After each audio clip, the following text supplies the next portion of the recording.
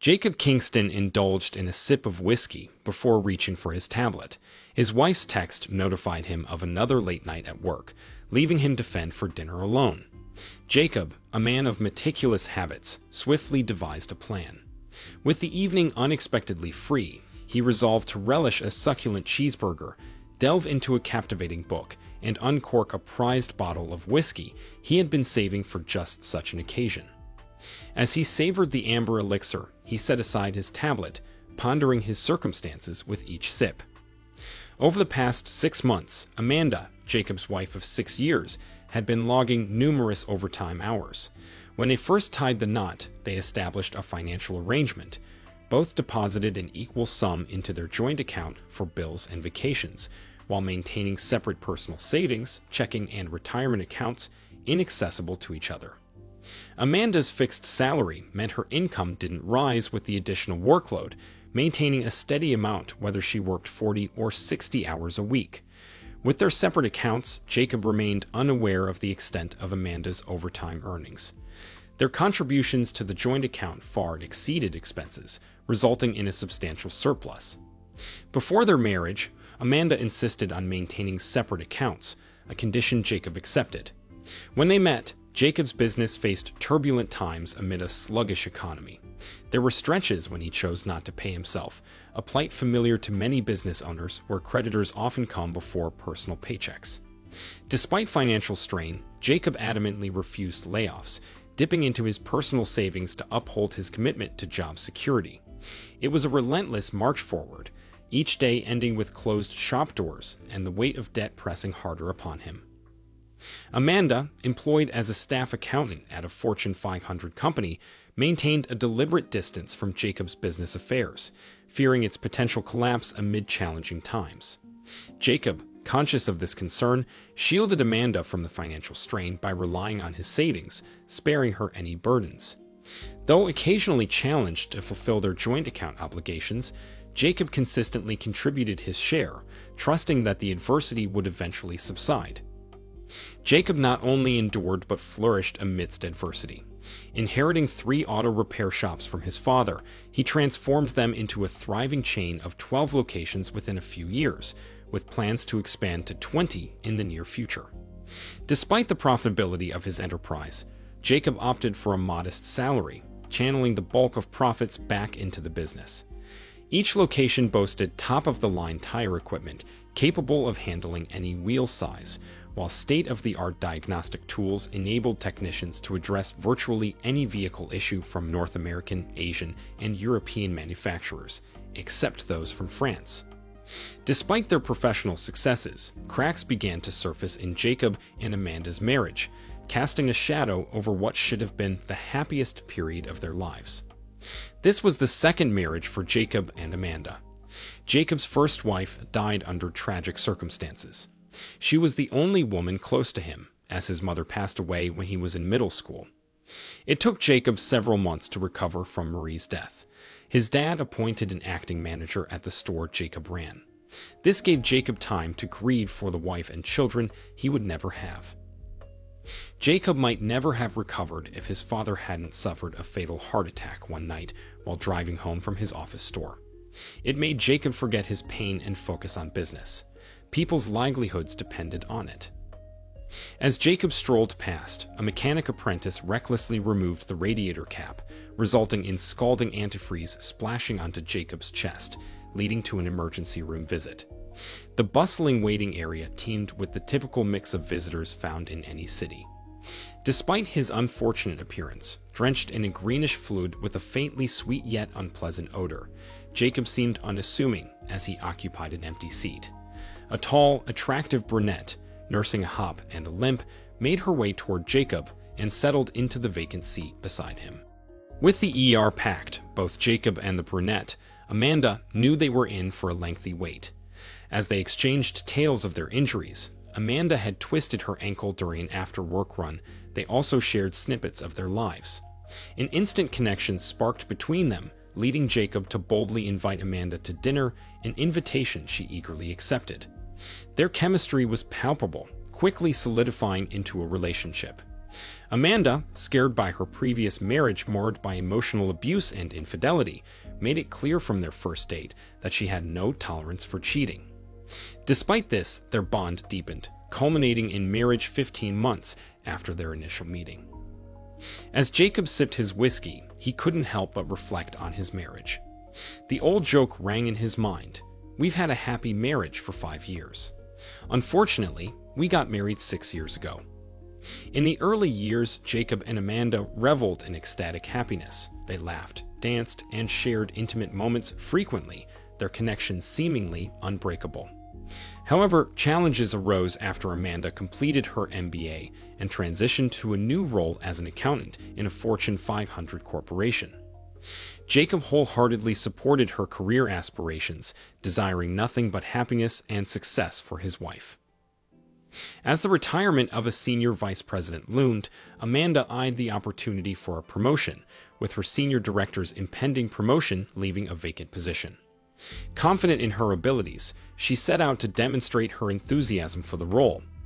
However, over time, Jacob noticed a change in Amanda's behavior. Kendall, the senior director, grew increasingly curt with Jacob, seemingly finding fault in everything he did. Amanda, too, began to show disdain for Jacob's profession, reducing him to nothing more than a mere mechanic, a grease monkey in her eyes. Their conversations became laced with disrespect, and Amanda's constant frustration and anger towards Jacob became a toxic element in their marriage. To avoid him, Amanda buried herself in overtime work, and even when at home, she was glued to her phone, texting incessantly. Jacob grew to resent Amanda's phone, which seemed to consume her attention. She guarded it fiercely, concealing her messages and laughing at them in secrecy. It became routine for her to sleep with the phone tucked under her pillow. Then the situation took a dark turn, descending into violence. Amanda's temper was a long-standing trait, often manifesting itself in harsh remarks and barbs. When she lost her temper, she quickly calmed down and made amends, and when Jacob was the object of her anger, her remorse led to a wonderful night of reconciliation. But Jacob began to notice a disturbing trend. Amanda's outbursts were becoming more frequent and intense, and the intimacy that had made her temper more tolerable seemed to be waning, and he worried about the state of their relationship. A month ago, amidst an argument sparked by Amanda over seemingly trivial matters, she crossed a line by slapping Jacob, an act completely out of character for both of them in their 6 years of marriage. The shock of the slap reverberated through Jacob to his core, leaving both parties stunned. Amanda quickly realized her mistake, offering apologies and pleading for forgiveness. However, the incident foreshadowed darker times to come. A week later, tensions escalated further when Amanda berated Jacob for not attending to the oil change light in her Audi. Despite Jacob's explanation that the car was entitled to free oil changes for the initial 3 years, Amanda's frustration boiled over, resorting to insults. Fed up with her behavior, Jacob decided he'd had enough. He confronted Amanda, expressing his disapproval of her choice to purchase the expensive and unreliable German car, reminding her that its maintenance was her responsibility. Amanda's reaction was explosive. She grabbed her coffee cup and hurled it at Jacob, narrowly missing him as he dodged the projectile. Shocked by her aggression, Jacob stared at Amanda in disbelief, met with her cold, emotionless gaze as she turned and walked away without a word. Jacob took a sip of his whiskey as he heard the garage door announce Amanda's arrival. With a swift movement, he picked up his cell phone and sent out both a text and an email he had prepared earlier. They were duplicates, destined for the same recipient and carrying identical information. For Jacob, redundancy was a fundamental principle. As the lyrics of Tennessee Ernie Ford's song echoed in his mind, he believed in the wisdom of backup plans. If the right one don't get you, then the left one will. As Amanda passed through the living room, her gaze fell upon Jacob, lounging comfortably in his armchair with a glass of whiskey in hand. "I'm going to change, and then we need to discuss some unusual activity on the joint account," Amanda announced without waiting for Jacob's response before disappearing into the bedroom. Minutes later, the sound of the shower filled the air. Both Jacob and Amanda had set up notifications on their banking apps to alert them of any irregularities. Jacob had received the same alerts that now seemed to be causing Amanda concern. With a sigh, he set aside his iPad and took a sip of whiskey, awaiting Amanda's return. 15 minutes later, Amanda emerged from the bedroom, dressed in black yoga pants and a white midriff-bearing t-shirt, her hair still damp from the shower. Despite the absence of makeup, she exuded a stunning beauty, her slender, athletic frame captivating Jacob's attention as she settled onto the sofa opposite him. "Do you know about these deductions from the joint account?" Amanda inquired, her tone carrying a hint of accusation as she held up her phone, displaying their bank's app with a significantly reduced balance. Earlier in the day, it had shown a balance of over $30,000, but now it displayed a mere $12. Jacob nodded in acknowledgement. The $12,000 ACH debit to PDSC. "That's Pendragon Security Consultants. I hired them to surveil you for a month and document your affair with your boss, and the $18,000 ACH to SKD. That was the retainer for Simmons, Kennedy, and Dixon, my divorce attorneys," Jacob explained calmly, taking another sip of whiskey as he observed Amanda's reaction. Tears welled in Amanda's eyes, her mouth opening and closing in a desperate search for words.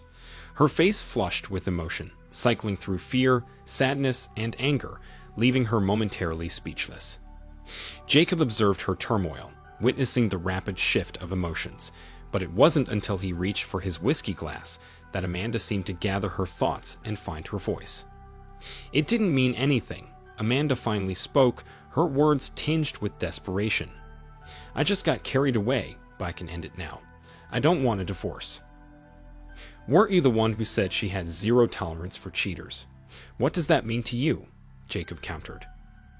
"If you ever cheated on me, I would divorce you," Amanda replied, her hands clenched in her lap, her gaze fixed downwards. "That sounds like a prudent stance," Jacob remarked dryly. "I don't want a divorce," Amanda reiterated. "What did you expect would happen when I found out?" Jacob pressed. "I didn't think you would find out," Amanda admitted, her honesty cutting through the tension. "I thought it would end, and we could go back to normal." "And what about the disrespect? The anger? Was I just supposed to overlook that?" Jacob challenged. "I never disrespected you, and there was no abuse," Amanda protested, her voice rising slightly in defense. "You were in our bed with him?" Jacob questioned, his tone firm. Amanda gasped, her face draining of color. "Yes," she admitted softly, "but I didn't mean to disrespect you." "Well, that's just great. As long as you didn't intend to disrespect me, then I suppose it's all forgiven," Jacob retorted, his tone laced with simmering anger. "You slept with your lover in our bed, in our home, and you don't see how that was disrespectful to me. And you claim there wasn't any abuse." Jacob scoffed incredulously. "You slapped me and hurled a coffee cup at my head. That's textbook abuse." "We can move past this. I don't want a divorce," Amanda insisted, her voice tinged with urgency. "We can seek help from a marriage counselor." Jacob shook his head resolutely. "Our marriage wasn't the issue. Your infidelity was. Counseling is necessary, but not to salvage our marriage. You need to address whatever issues led you to cheat. If your boyfriend were available, you'd be out the door in a heartbeat. I'm not your backup plan." "I don't want a divorce," Amanda repeated adamantly.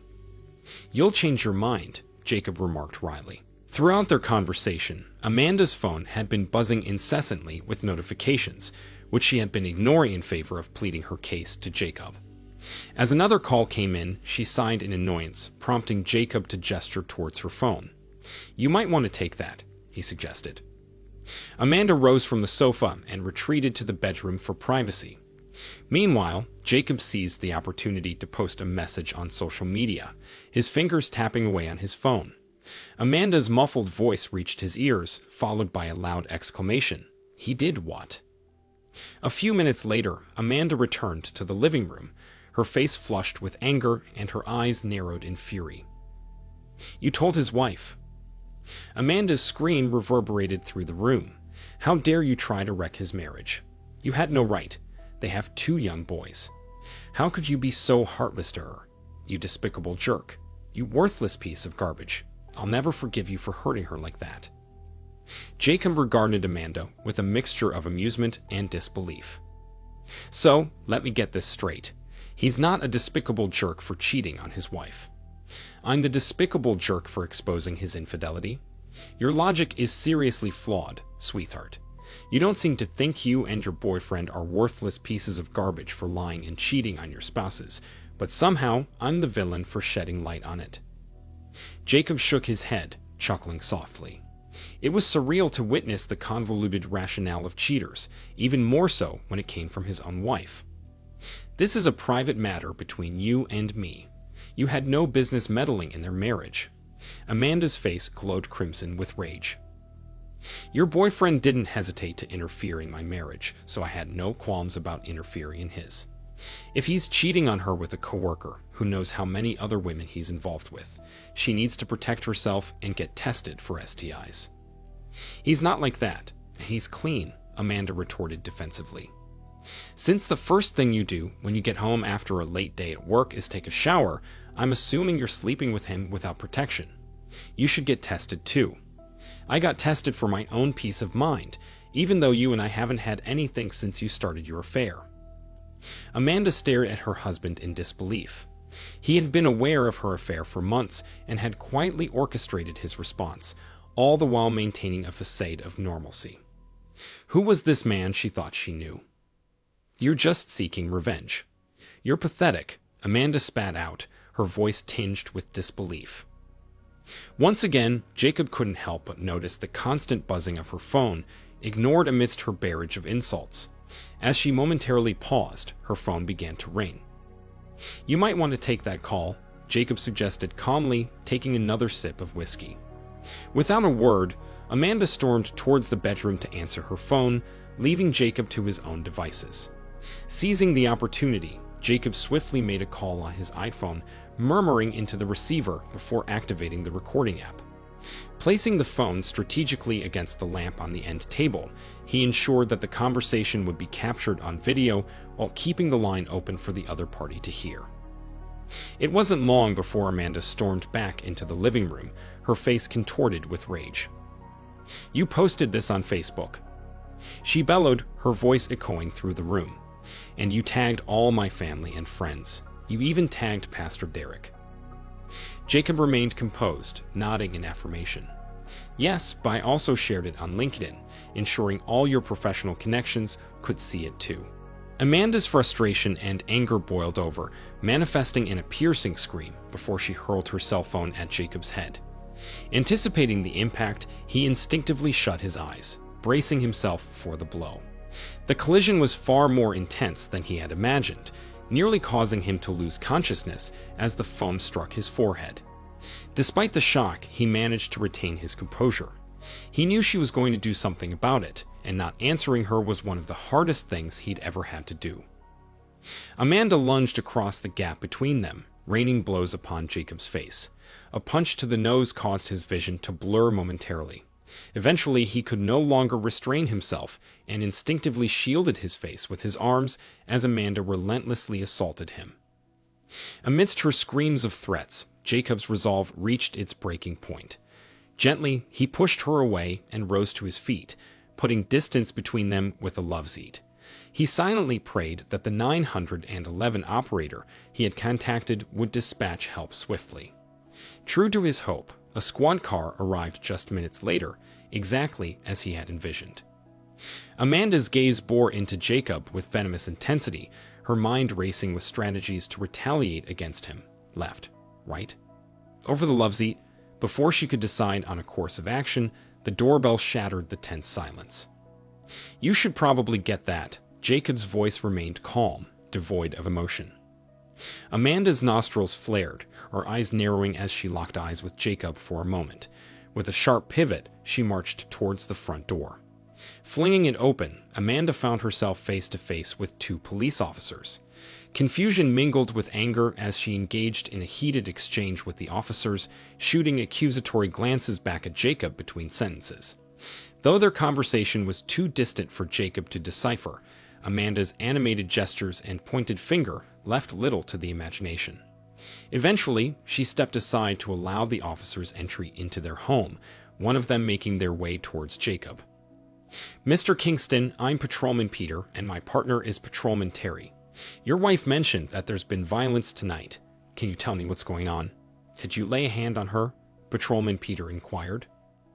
Shaking his head, Jacob denied the accusation.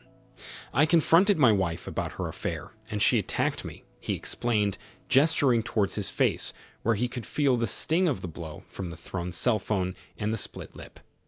"I'm the one who called 911. She's been getting increasingly violent lately. A month ago, she slapped me, and then a week later, she threw a coffee cup at my head. It narrowly missed, but if it had hit, I would have ended up in the emergency room. I have a recording of tonight's confrontation. Would you like to see it?" Patrolman Peter's expression shifted, clearly interested in viewing the evidence. Jacob performed a series of taps on his iPhone before handing it over to Patrolman Peter. With furrowed brows, the officer watched the video in silence, his expression shifting as he observed Amanda's aggressive actions towards Jacob. Turning back to Jacob, Patrolman Peter regarded him skeptically. It seems there was some conversation before the recording. Did anything said escalate the situation? Jacob shrugged. "She found out I had hired a private investigator to tail her for a month and that I shared the findings with her affair partner's wife. Needless to say, she wasn't pleased." The officer chuckled. "You don't do things by halves, do you?" "As the saying goes, I light my path forward by the light of the fires of the bridges burning behind me," Jacob replied dryly. "Fair enough," Patrolman Peter said with a shake of his head, a smile playing on his lips. Exiting briefly to confer with his partner, they reviewed the situation. Returning, they seemed to have reached a conclusion. "We're arresting your wife for domestic violence and threats," Patrolman Peter informed Jacob. "I'd suggest getting a restraining order." As Amanda was escorted out in handcuffs, she turned to Jacob, tears streaming down her face, pleading desperately. "Jacob, please don't let them do this to me. If you ever loved me, make them let me go. I'll be good, I promise." Jacob rolled his eyes, accepting a business card from Patrolman Peter. "My email's on the card. Send me the video," the officer instructed. As the squad car drove away, Jacob wasted no time in contacting his attorney, Frank Simmons. It played out just as expected. "She's been arrested and taken to jail." "Stay calm, Jacob. If she shows up again, you know what to do," Frank advised. Exiting the courthouse the following morning, Amanda found herself accosted by a young blonde woman, seemingly nonchalant as she chewed her gum.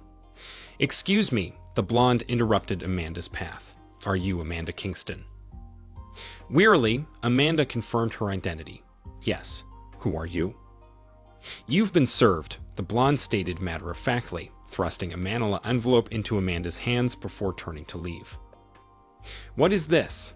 Amanda called after her, her annoyance palpable.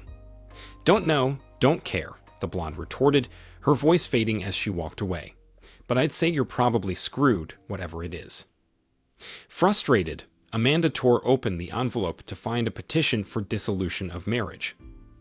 "What a bastard," she exclaimed, her anger bubbling over as she turned to her parents full of support. It had been a grueling morning for Amanda. Dragged out of her jail cell early, she had been relocated to a holding area within the courthouse, where she spent an agonizing hour before meeting with her attorney. With only one phone call the previous night, she had reached out to her parents, who had scrambled to find legal representation for her. Thankfully, they had secured a lawyer overnight, providing Amanda with some reassurance as she faced her hearing. The judge had set Kendall's bond at $10,000, requiring her to either pay the full amount or enlist the services of a bail bondsman and pledge real property as collateral, paying 10% of the bond. Additionally, a restraining order was issued, prohibiting her from contacting her husband or visiting his residence or workplace. Arrangements were to be made through her attorney for retrieving her belongings from the residence. Initially, Amanda's lawyer objected to these terms, but withdrew the objection after being shown photos of Amanda's husband. Leaving the courthouse, Amanda's parents treated her to a stop at McDonald's drive-thru as a first order of business. Having been booked into Denton County Jail too late for dinner and roused early for her court appearance, she had missed breakfast. The previous night, Amanda had foregone dinner, opting instead to spend the evening in bed with her boss, Paul. Her plan to grab leftovers upon returning home had been thwarted. Reflecting on how she ended up in this situation, she remembered the moment her evening took a drastic turn. As she and Paul were spending time together, Amanda's phone buzzed, interrupting their moment of intimacy. Expecting a text from Jacob, she glanced at her phone, only to be met with a low balance alert from her bank. Logging into the bank's app, she discovered that their joint account was nearly empty, with 2 significant withdrawals totaling $30,000. A quick Google search of the pays yielded no results. Amanda considered the possibilities that could explain the depleted checking account. It could be a scam or a banking error, she reasoned, drawing on her intellect. Another possibility loomed, one she hesitated to entertain. Jacob might have discovered her affair and emptied the account in response. Yet she found it difficult to believe. She knew her husband well. He was not one to shy away from confrontation. If he suspected her infidelity, he would have confronted her directly. Jacob Kingston was not the type to ignore such matters. Despite her certainty, Amanda found herself in a dingy motel room, lying next to her boss, grappling with doubts about her choices.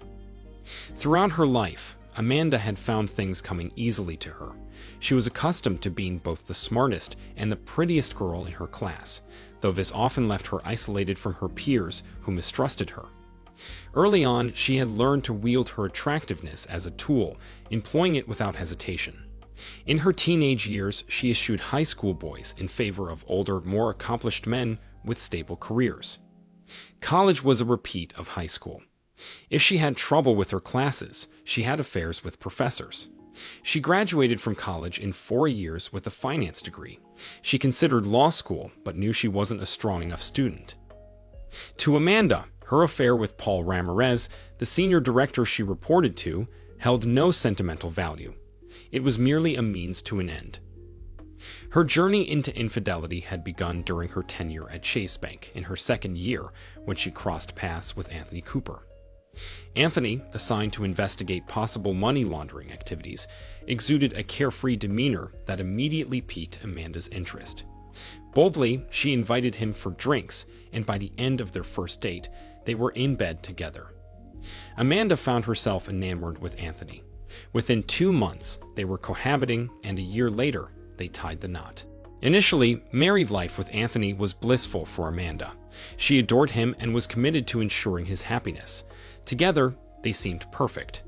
However, cracks began to appear. After 4 years of marriage, during which they actively pursued starting a family, Anthony received an opportunity to attend a 4-week course conducted by alcohol, tobacco, and firearms. Although his absence would be temporary, Amanda understood the career benefits and encouraged him to seize the opportunity. The first week without Anthony was manageable for Amanda, but as the days passed, her loneliness deepened. By the second week, exacerbated by hormonal fluctuations, her yearning for Anthony intensified. As the third week drew to a close, Amanda found herself teetering on the edge. Finally, in the 4th week, she succumbed to her vulnerabilities, agreeing to drinks with Bob Collins. Bob Collins, an ex-partner of Amanda's husband in the Denton County Sheriff's Department, had drifted apart from Anthony, though Amanda couldn't pinpoint the exact cause of their rift. Nevertheless, she agreed to meet Bob for drinks, harboring a vague hope of reconciling their differences. Besides, Bob's charm and her own loneliness made the invitation appealing. What harm could it do? Meanwhile, Anthony had excelled in the ADF class, emerging as the top performer. As the final week approached, his stellar performance afforded him the opportunity to take the exam early. Passing would grant him an early departure. Failing would mean remaining until the class concluded. Following his success, Anthony wasted no time in catching a flight back home to surprise his wife. Arriving in the early hours of the morning, he was dropped off by an Uber, greeted by the sight of Bob's car parked in their driveway. A surge of apprehension gripped Anthony as he entered their darkened home, leaving his suitcase by the door as he tiptoed towards the bedroom. The room basked in the soft glow emanating from the master bathroom. Anthony retrieved his phone and commenced filming the slumbering couple. After capturing 30 seconds of footage, he snapped a few pictures before stashing the device away. Sauntering over to Bob's side of the bed, he delivered an impish slap. The scream that came out of Bob's mouth woke Amanda from her sleep. When she awoke, she was startled and disoriented. She saw Bob crying and holding his cheek with both hands. Her husband was standing over them, but for a moment her brain couldn't comprehend what was happening. Then everything fell into place. Amanda's expression morphed from shock to terror as she processed the gravity of the situation. Her soon-to-be ex-husband's rage was palpable as he issued his ultimatum. "I'll return at 3 to collect my belongings. I expect you to be gone by then." Anthony's voice seethed with anger. "If I find you here, I won't be accountable for my actions. You're not worth jeopardizing my job or freedom." With a firm grip, Anthony seized Bob by the hair, forcing their eyes to meet. His words dripped with contempt. "You're despicable. I'll ensure your wife and HR see the video. Consider your career and marriage over." A final blow to Bob's nose left it bleeding as Anthony stormed out, leaving Amanda behind. Reflecting on Anthony's devastation upon discovering her infidelity, Amanda felt a pang of guilt. Despite her attempts to reconcile, he remained resolute in his silence, initiating divorce proceedings.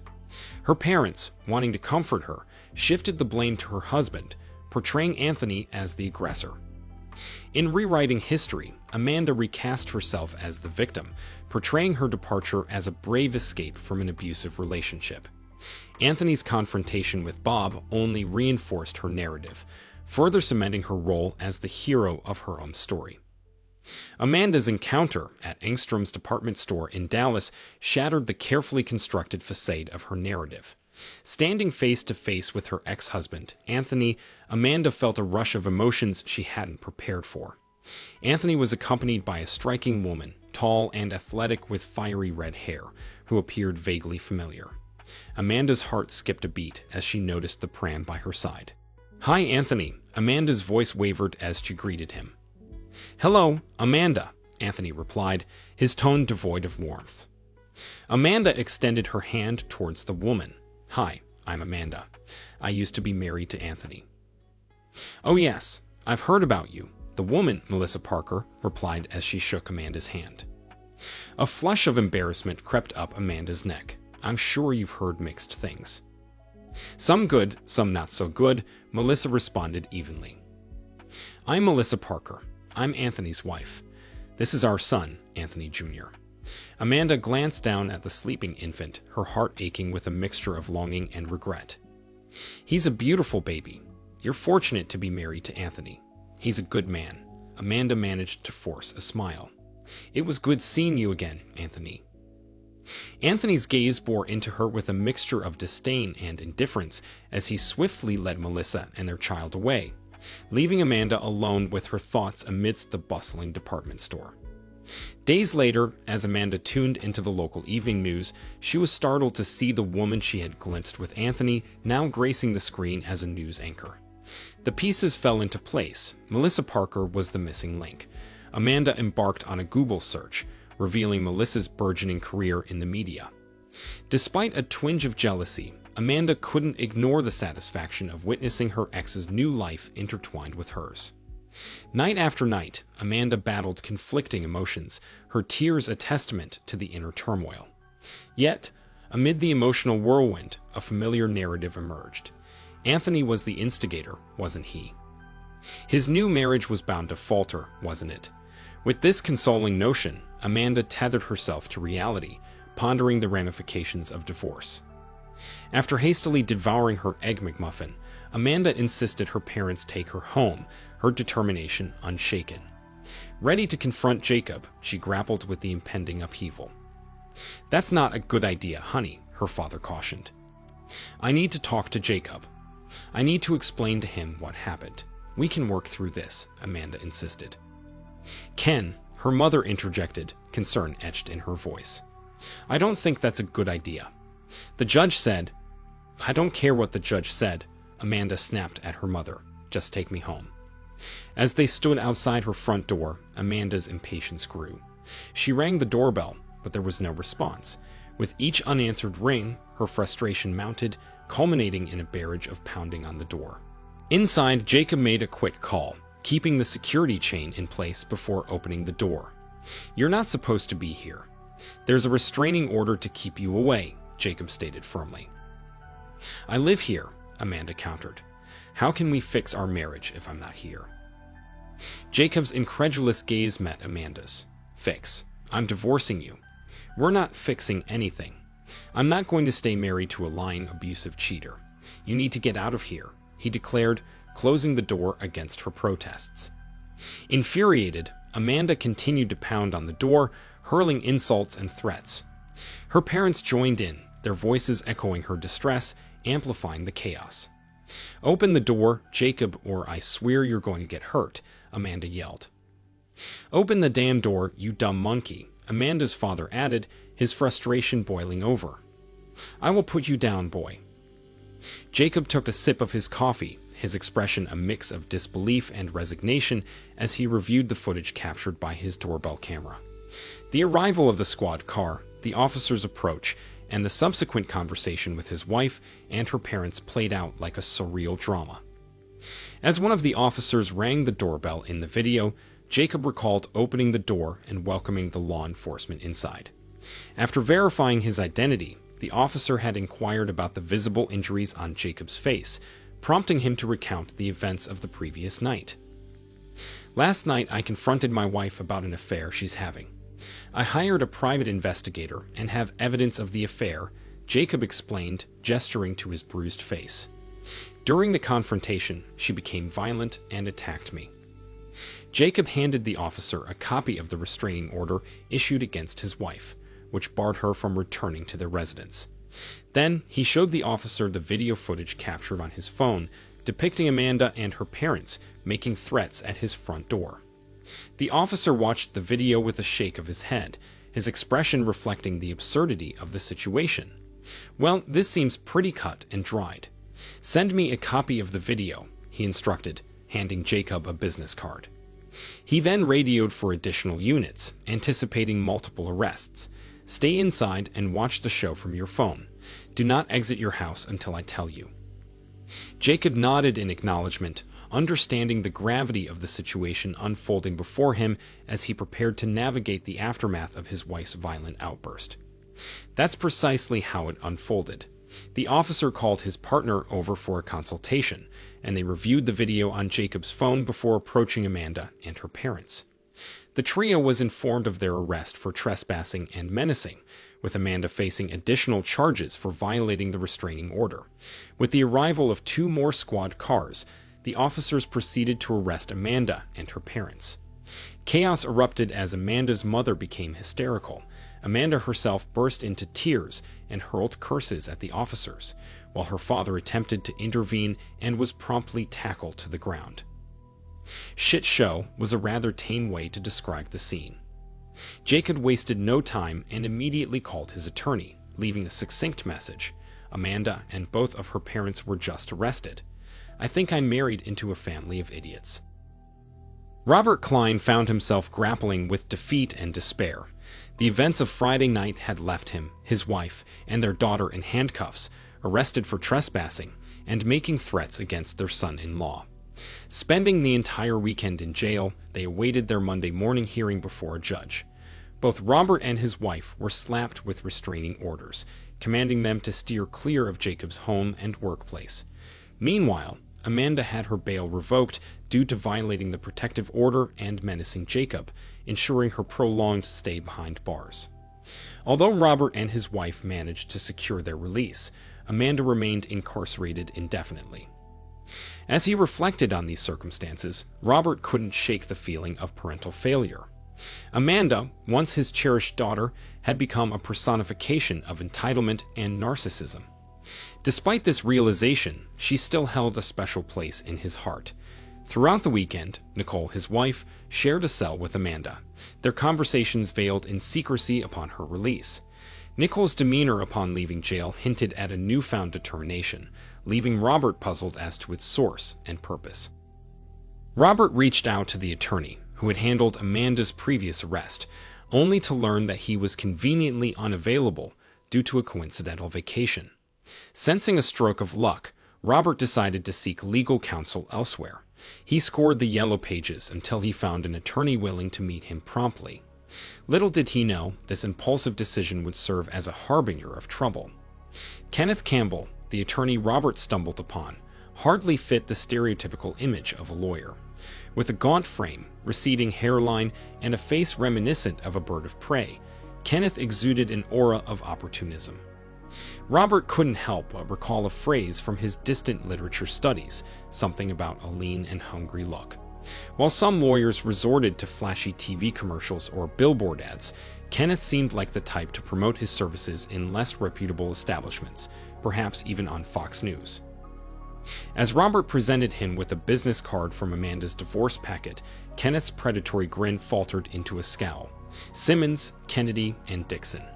This unexpected twist left Kenneth visibly displeased, prompting Robert to wonder what he had gotten himself into. "So, your son-in-law's more of a tycoon than a grease monkey," Kenneth remarked, skepticism tainting his tone. Robert nodded. "Exactly. He's got a whole empire of auto shops.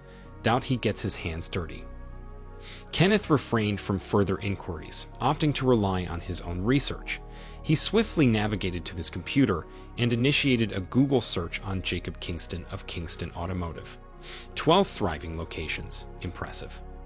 "Looks like we've hit the jackpot. With a business like that, your daughter's divorce settlement could be substantial. And who knows, maybe he'll cover my fees too," Kenneth mused, his eyes gleaming with anticipation, metaphorically rubbing his hands together at the prospect of a lucrative case. "Go screw yourself." Kenneth stared at his cell phone, incredulous. After leaving a message with Jacob's attorney, Frank Simmons, who had just returned his call, Kenneth demanded an urgent meeting with Jacob Kingston and his legal counsel to discuss temporary spousal maintenance. Frank's response was brief before he abruptly ended the call. Fuming, Kenneth dialed Frank Simmons' number again, fully prepared to give him a piece of his mind about professional courtesy among colleagues in the legal field. "What part of go screw yourself did you not understand?" Frank Simmons had asked without greeting or preamble. "You want to play hardball? Then we'll play hardball," Kenneth said to himself as he placed his cell phone down on his desk. "Why didn't you inform me about the videos?" Kenneth's voice reverberated through the room as he confronted his clients. "I walked into that conference room looking utterly foolish." Finally managing to reach someone at Simmons, Kennedy, and Dixon, Kenneth was greeted by a first-year associate tasked with scheduling a preliminary conference. It was made clear that Kenneth's clients need not attend this initial meeting. The entire conference proved to be a dismal affair for Kenneth, from the moment he stepped into the law offices of SKD to his hasty departure. Each moment seemed designed to embarrass and undermine Kenneth Campbell, Esquire. It all started in the reception area, where Kenneth announced himself to the receptionist. It felt as though he would have received warmer reception if a stray dog had suddenly morphed into a lawyer and strolled in with a briefcase. Redirected to a small conference room, he was left to wait, assured that someone would attend to him shortly. Kenneth seethed in the cramped room for what felt like an eternity after Carol's dismissive instruction to wait. When someone finally came to fetch him, it was a woman who appeared young enough to be a teenager. In Kenneth's eyes, she seemed no more than a child, and he couldn't help but underestimate her. Little did he know, Carol Dixon was a Yale Law graduate in her 30s, propelled by her natural talent and family connections to become a junior partner at her firm.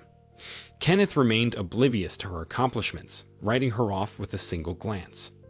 As Kenneth entered the conference room, he was taken aback to find Carol seated across from him.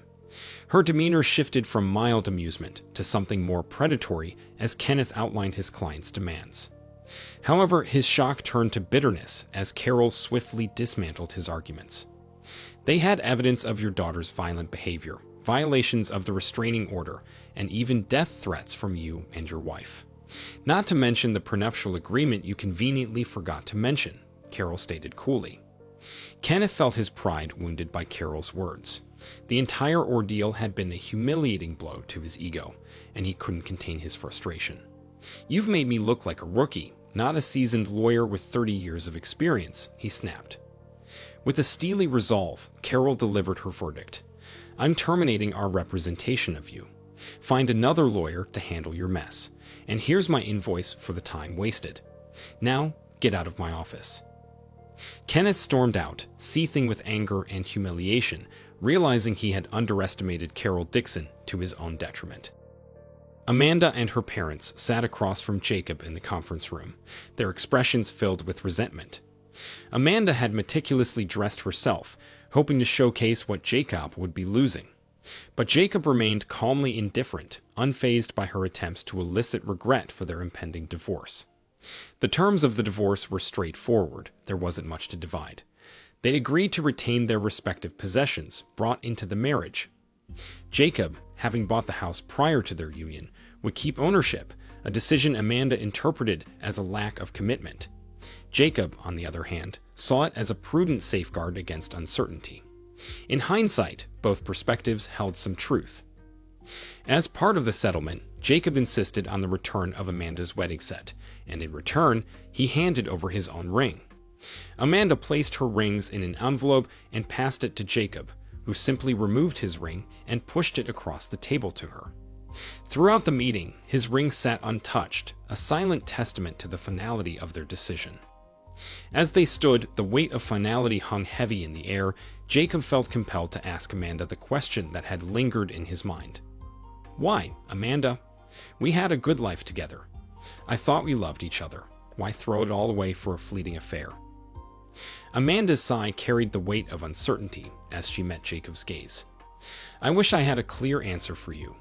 Maybe it was boredom, restlessness, ambition, perhaps a blend of all three. What can I say? Do I regret betraying you?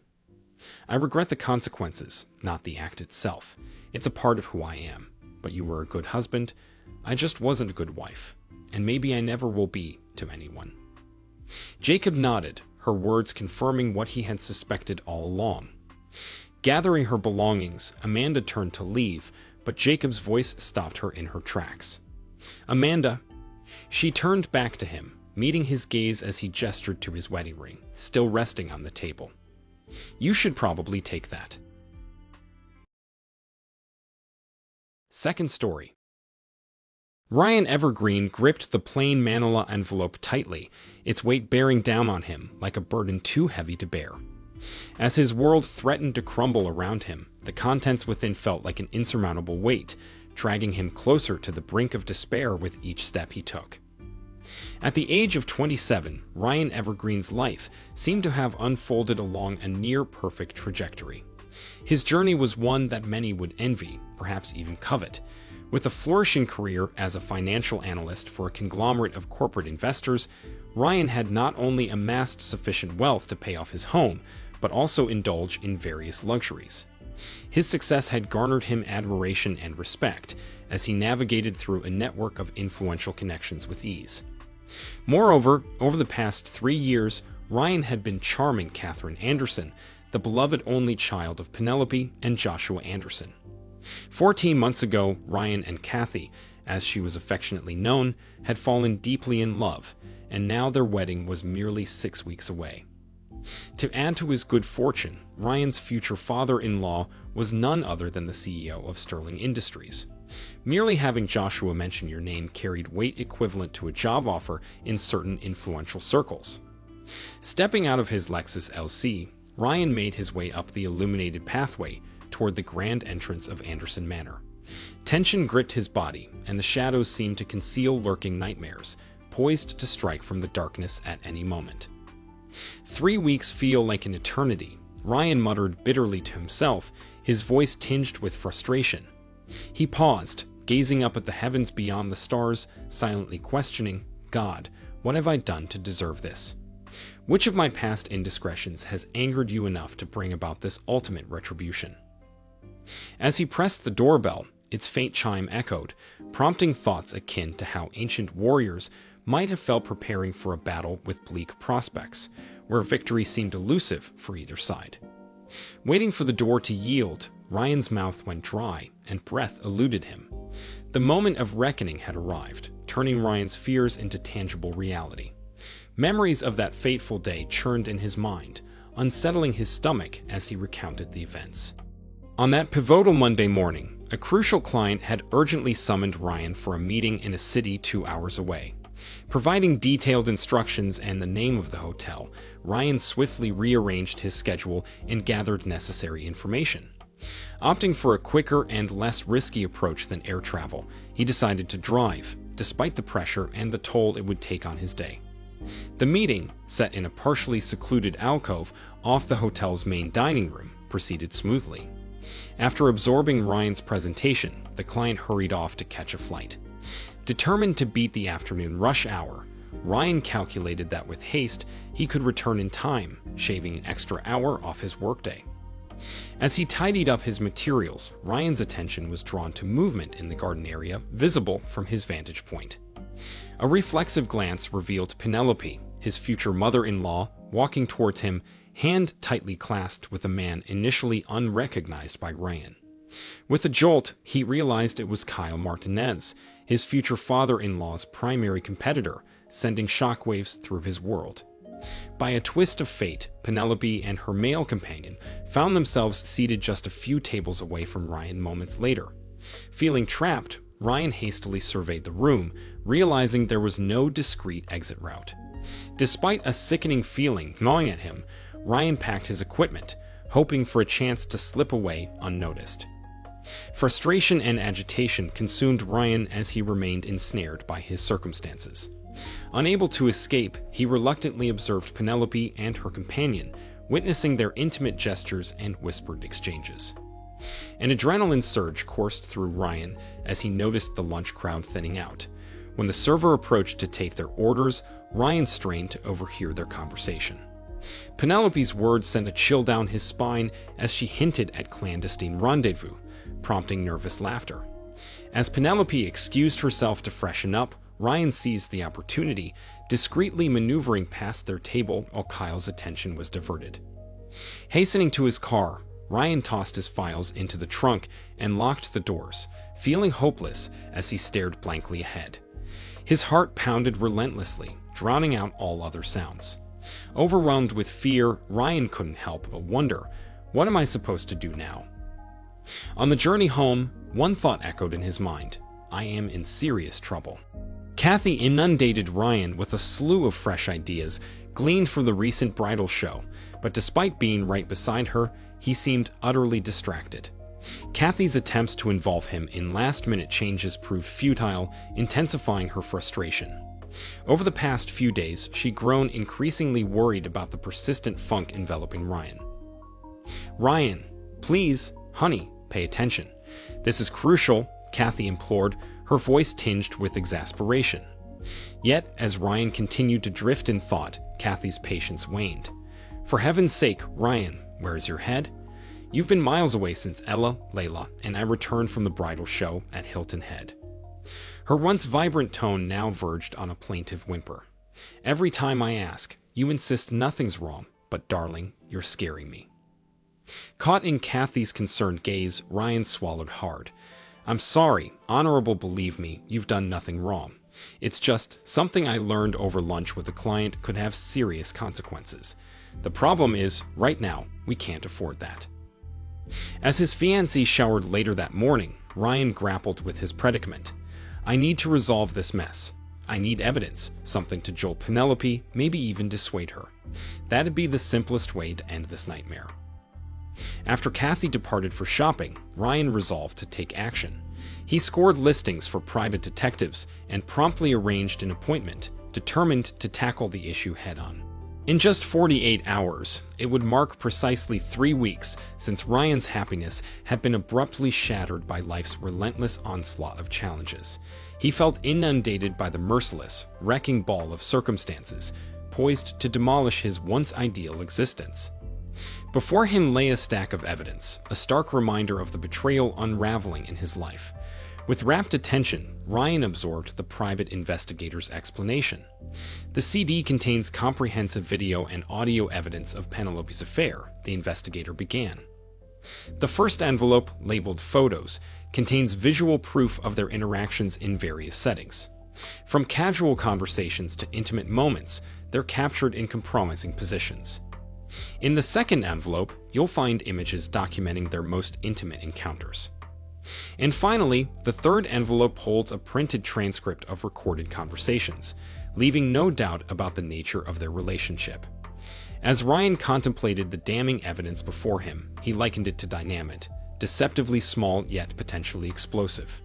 But in this case, it felt more akin to a nuclear warhead, capable of obliterating any lingering doubts about Penelope's infidelity and her choice of partner. With a heavy heart, he reached for the audio transcript, knowing that its contents would irrevocably alter his reality. As Ryan delved into the report, he was appalled by the consistent disrespect Penelope displayed towards her husband in her conversations with her lover. He was taken aback not only by their flippant remarks about Joshua's performance in and out of the bedroom, but also by Penelope's boastful claims of manipulating her spouse. Penelope seemed to revel in her ability to control Joshua, a stark contrast to Ryan's observations of their seemingly respectful and balanced relationship. The revelation of her deceit left him astounded. Perusing the transcript, Ryan noted with dismay that the private investigator had documented their intimate encounters at least 4 times over the past fortnight. "Damn," he muttered, shaking his head. For their age, both he and Kyle are more active than a pair of rabbits. A highlighted excerpt from their conversation caught Ryan's attention. "Penelope, when are you going to file for divorce, baby?" "I can't wait until you're all mine," Kyle had asked eagerly. Reading Penelope's response, Ryan could almost hear her distinctive New England accent. "Kyle, I told you. We have to wait until after Kathy's wedding. I don't want her to get hurt any more than necessary. Besides, so far you're getting all the things my husband hasn't gotten in a very long time, and you can be sure it will continue to be so." "Oh, Penelope, I love you." "I love you too." Ryan's heart raced as he grappled with the gravity of his situation. He was only just beginning to comprehend the profound impact Penelope's actions would have on his life as well. The puzzle baffled him. How could Penelope even entertain the thought of leaving Joshua for someone like Kyle Martinez? He pondered. With a heavy sigh, Ryan slumped in defeat, grappling with a moral dilemma. "When it comes to Joshua, I have no choice. He's been like a father to me. He deserves to know," he muttered to himself. "But I can't bring myself to look at the visual evidence. I couldn't bear to face Penelope after seeing it." As he nervously fiddled with the clasp on the package, his stomach churned with anxiety. "I can only hope that somehow, against all odds, Penelope and Joshua can reconcile this mess," he thought fervently. Thanking the private investigator, Ryan rose to depart. Walking to his car, he couldn't help but acknowledge the grim reality. "I'm knee-deep in trouble," he murmured solemnly. Later, while enjoying Kathy's company, Ryan felt an overwhelming urge to express his profound love for her. He orchestrated a special evening at their favorite restaurant, complete with wine, delectable food, and soulful melodies. Kathy reciprocated by lavishing him with affection, admiring his physique throughout the night. As dawn approached, a contented smile graced Ryan's lips as Kathy teased, "Keep this up, and I might have to cancel my spa plans with the girls this weekend. We've already been out together twice in less than a month." Or, her tone turned sultry, "Do you want to save it all up for when I return on Sunday?" "No, honey, go ahead with your plans," Ryan replied, masking his relief. He welcomed the prospect of Kathy's absence, knowing it would afford him the opportunity to unburden himself. Tired of carrying the weight alone, he resolved that regardless of the consequences, Joshua would have to face the truth after this weekend. With a heavy heart, Ryan braced himself for the difficult conversation ahead. The next afternoon, Ryan summoned the courage to make the call. "It's good to hear from you, Ryan. I've been meaning to reach out." Joshua's voice came through the phone, strong yet tinged with strain. Nervously, Ryan blurted out, "Hey Joshua, I really need to talk to you. Can we possibly meet up this weekend?" He winced inwardly, realizing his delivery lacked finesse. So much for staying relaxed, he thought ruefully. I have some matters to discuss with you too," Joshua responded. "How about Saturday night for dinner? Penelope will be visiting her family and friends at her sister's. Isn't this also when Kathy's off to the spa?" "Exactly, Joshua," Ryan eagerly confirmed. "Then it's just us guys," Joshua remarked. "How about 6 o'clock? Does that suit you, buddy?" "Perfect," Ryan agreed. "I'll see you then." "Great, I'll be looking forward to it," Joshua affirmed before they hung up. As Ryan pondered the upcoming meeting, he couldn't shake the feeling of urgency. "Let's get this over with quickly," he prayed silently. It's always someone like Joshua who ends up bearing the brunt. Although he found it odd, Ryan couldn't shake the sense that Joshua sounded relieved about their one-on-one meeting. Could Joshua already know something, he wondered. But for now, Ryan had more pressing matters to attend to, foremost among them being how Kathy would cope with the impending revelation. As he stood outside the door, waiting anxiously, weeks of pent-up nerves threatened to engulf Ryan. He muttered to himself, "This is going to be even more agonizing than I anticipated." His reverie was abruptly shattered by the sound of a deadbolt turning as Joshua opened the door. "Hello, Ryan. Perfect timing. Why don't you make yourself comfortable in the den while I grab us some beers?" Joshua greeted warmly. Ryan felt his mouth go dry as he noticed Joshua's gaze flicker towards the envelope in his hand. Reacting quickly, Ryan responded, "Thanks, I could use one," though he secretly craved something stronger than just a beer.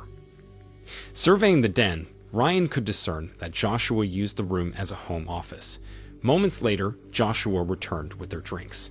After exchanging pleasantries, Joshua settled behind his desk, his troubled demeanor not escaping Ryan's notice. He probably already knows, Ryan speculated. As Joshua slipped on his glasses and glanced at the envelope now resting on the desk, he spoke with a measured tone. "It seems you're already aware," he said, his voice tinged with tension. "How did you come upon this? I stumbled upon it quite by accident." Before Ryan could respond, Joshua's tone shifted to one of frustration. "The fact that you're aware should offer some relief, but it doesn't," he admitted. "With important events looming in the coming weeks, it was imperative to inform you. There were no other options, given the looming threat of public exposure." "Honestly, Ryan, I'm astonished this hasn't hit the gossip columns yet. I regret that both of us have to navigate the fallout of this sordid affair," Joshua confessed, rising to walk over to a large picture window. Gazing out over the expansive pool and patio below, Joshua continued, "Ryan, grappling with this situation has been incredibly challenging for me. The struggle to find the right words and decide who needs to hear them has left me feeling utterly frustrated, like I could explode." As he spoke, Joshua's frustration manifested in a forceful blow to the window frame, causing Ryan to startle. "Sorry," Joshua snapped, his agitation palpable. "But it's excruciating to watch my family unravel right before my eyes, especially when I feel powerless to stop it. It's been a damned if I do, damned if I don't scenario from the start. What could I possibly say to Kathy to ease her pain? And what about you? With your impending marriage and everything, I already feel like a failure," Joshua lamented, his voice heavy with strain. "Add to that the stress at work, and now this turmoil at home. I've been on edge lately." Ryan nodded empathetically, though he couldn't shake the feeling of intruding on Joshua's anguish. "But I understand Joshua's plight all too well," he reflected.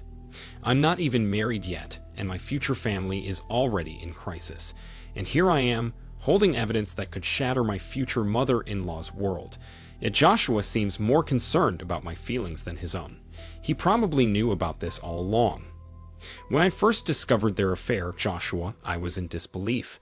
It twisted my insides into knots, and part of me wished I hadn't found out," Ryan confessed. "I've been agonizing over how to tell you. Knowing how much you care for Penelope and how close you two are, I knew you wouldn't believe me without proof. I reluctantly hired a PI to gather evidence," Ryan continued. He obtained audio and video recordings, though I've deliberately avoided watching the visuals. I've only skimmed through parts of the transcript, and they're damning enough. Joshua returned to his chair, his mind still consumed with thoughts. Absently, he traced a finger around the base of his desk lamp. Suddenly, his gaze flickered between the envelope and Ryan's face, pausing to study each in turn. "Ryan, there's likely more dirt in that package than anyone should have to endure," Joshua remarked with a heavy sigh, or wished to see in a lifetime. Gathering his thoughts, Joshua proceeded, "She didn't realize I overheard her on the phone one afternoon in the den. The conversation left little doubt in my mind about what was happening. I had to do some serious soul-searching in the days that followed. The rest," Joshua gestured towards the envelope in front of Ryan, "is history. Ryan, a friend once told me, if there's any chance for reconciliation, don't delve into the visual evidence. Back then, I didn't grasp the significance, but now I think I do. I don't want to look because, regardless, I could never face Penelope again. And I love my daughter too much, not to mention my respect for you," Joshua explained. Ryan nodded in understanding, but with a puzzled expression, he responded, "Don't worry about me, Joshua. How you handle Penelope is your call. You do what's necessary. I've been worried about Penelope's reaction when she learns what I know, but I've been holding off until I find out your plans regarding Kathy," Joshua admitted. Perplexed, Ryan replied, "It's more about Kathy's wishes than mine. I love her, and I'll support whatever she decides." "I'm taken aback by your attitude, though I can't argue with it. After all, she's my daughter, my little girl, no matter what," Joshua remarked with a hint of sorrow. "Sorry, Joshua, but I'm unaware of any wrongdoing on Kathy's part," Ryan said as he picked up his package, giving it a shake. "I only know about Penelope and Kyle Martinez." Both men exchanged puzzled glances, but it was Joshua who grasped the truth first. Recoiling as if from a venomous snake, he stammered, "No, not Penelope. I'm referring to Kathy and her lover, William Lewis. What are you saying about Kyle Martinez and my wife?" Confused, Ryan retorted, "What do you mean, Joshua?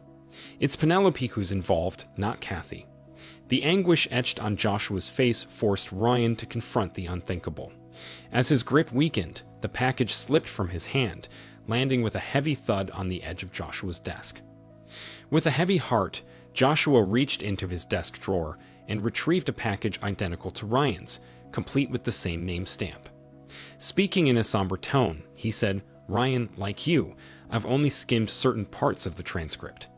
She's my daughter, and I couldn't bring myself to delve further. TMI, as you kids say."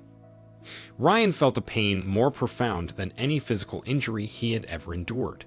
"Kathy, my Kathy, but we're supposed to be getting married," he uttered in disbelief, rising from his seat and stumbling backward, shaking his head in denial. Tears streamed down Ryan's face as he nearly tripped twice, blindly making his way to the downstairs bathroom. Though he reached it in time, his stomach offered no relief afterward. Despite feeling lightheaded, Ryan managed to stand after the room stopped spinning.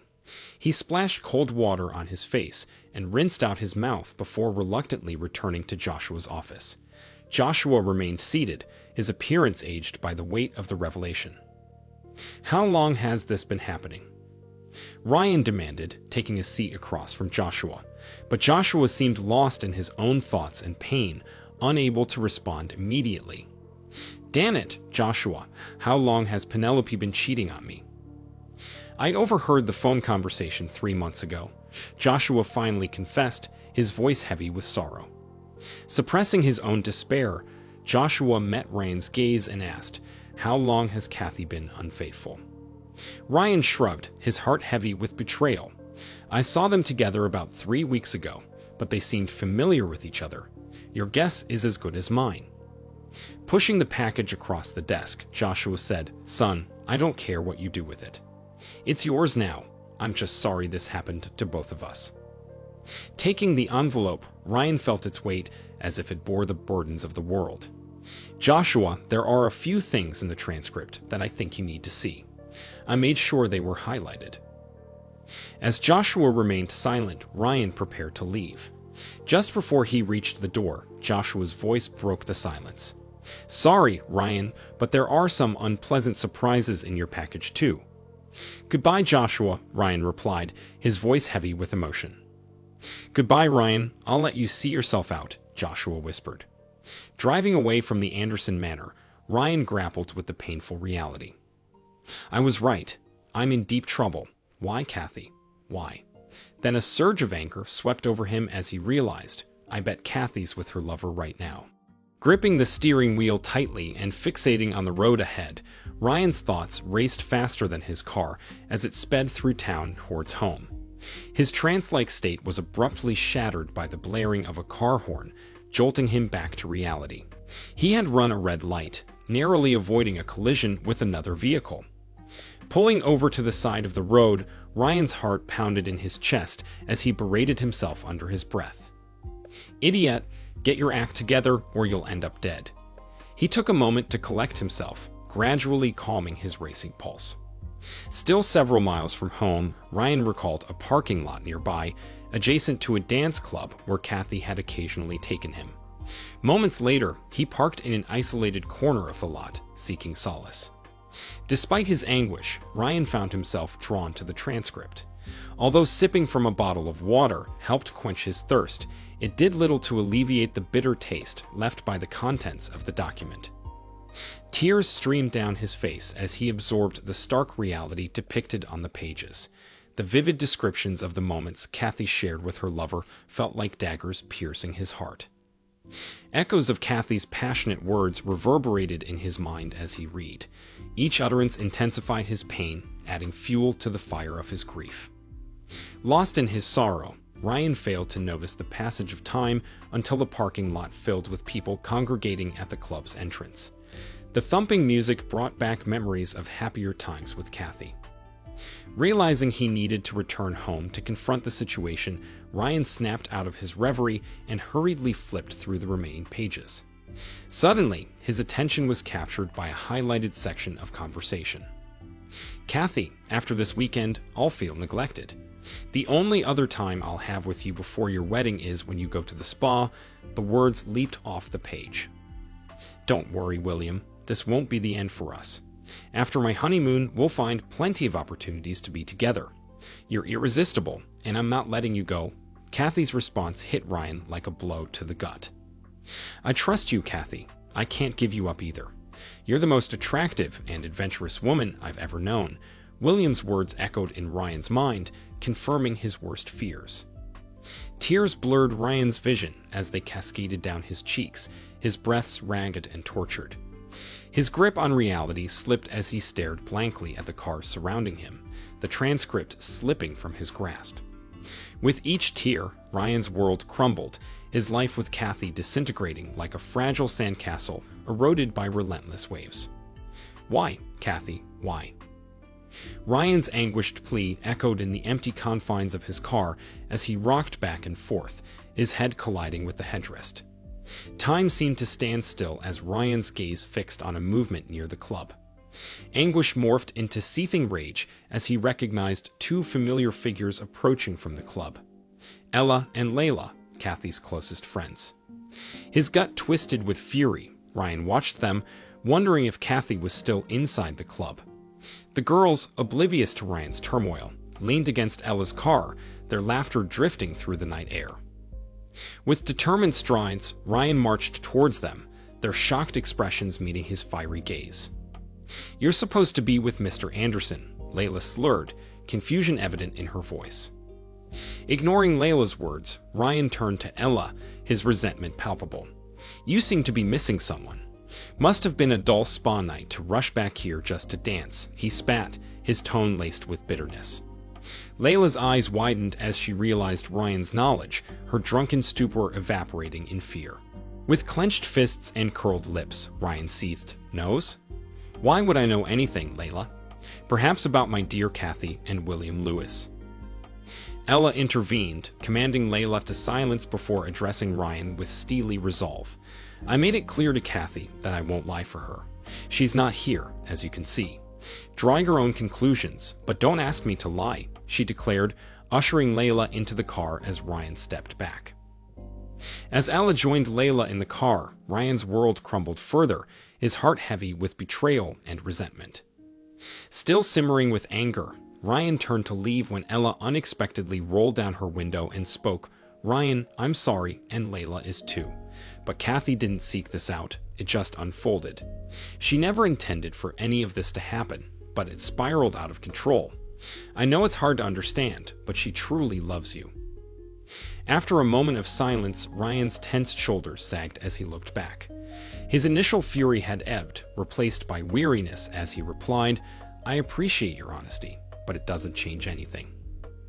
As Ella revved her engine, Ryan glimpsed Layla dialing her cell phone before they sped off. He could guess who she was calling. Feeling much older than his 27 years, Ryan trudged slowly back to his car. Starting the engine, he merged into traffic and headed home. Arriving at his house, Ella's words echoed in his mind. Kathy didn't seek this out, it just happened, but got out of control. Was that supposed to make me feel better? Ryan wondered aloud. Whether it was intentional or not, she allowed this William guy into her life, again and again. His anger flaring anew, Ryan remembered the transcript and fumed, and to top it off, Kathy told him they'll continue after she's married. Turning off the ignition, Ryan stormed into the house, his anger fueling his actions. He swiftly secured all the entrances, doubling the locks and shutting off the garage door opener. "Kathy won't set foot in this house without facing me first," he declared vehemently. After a quick check of his phones, Ryan felt a strange relief at the absence of messages.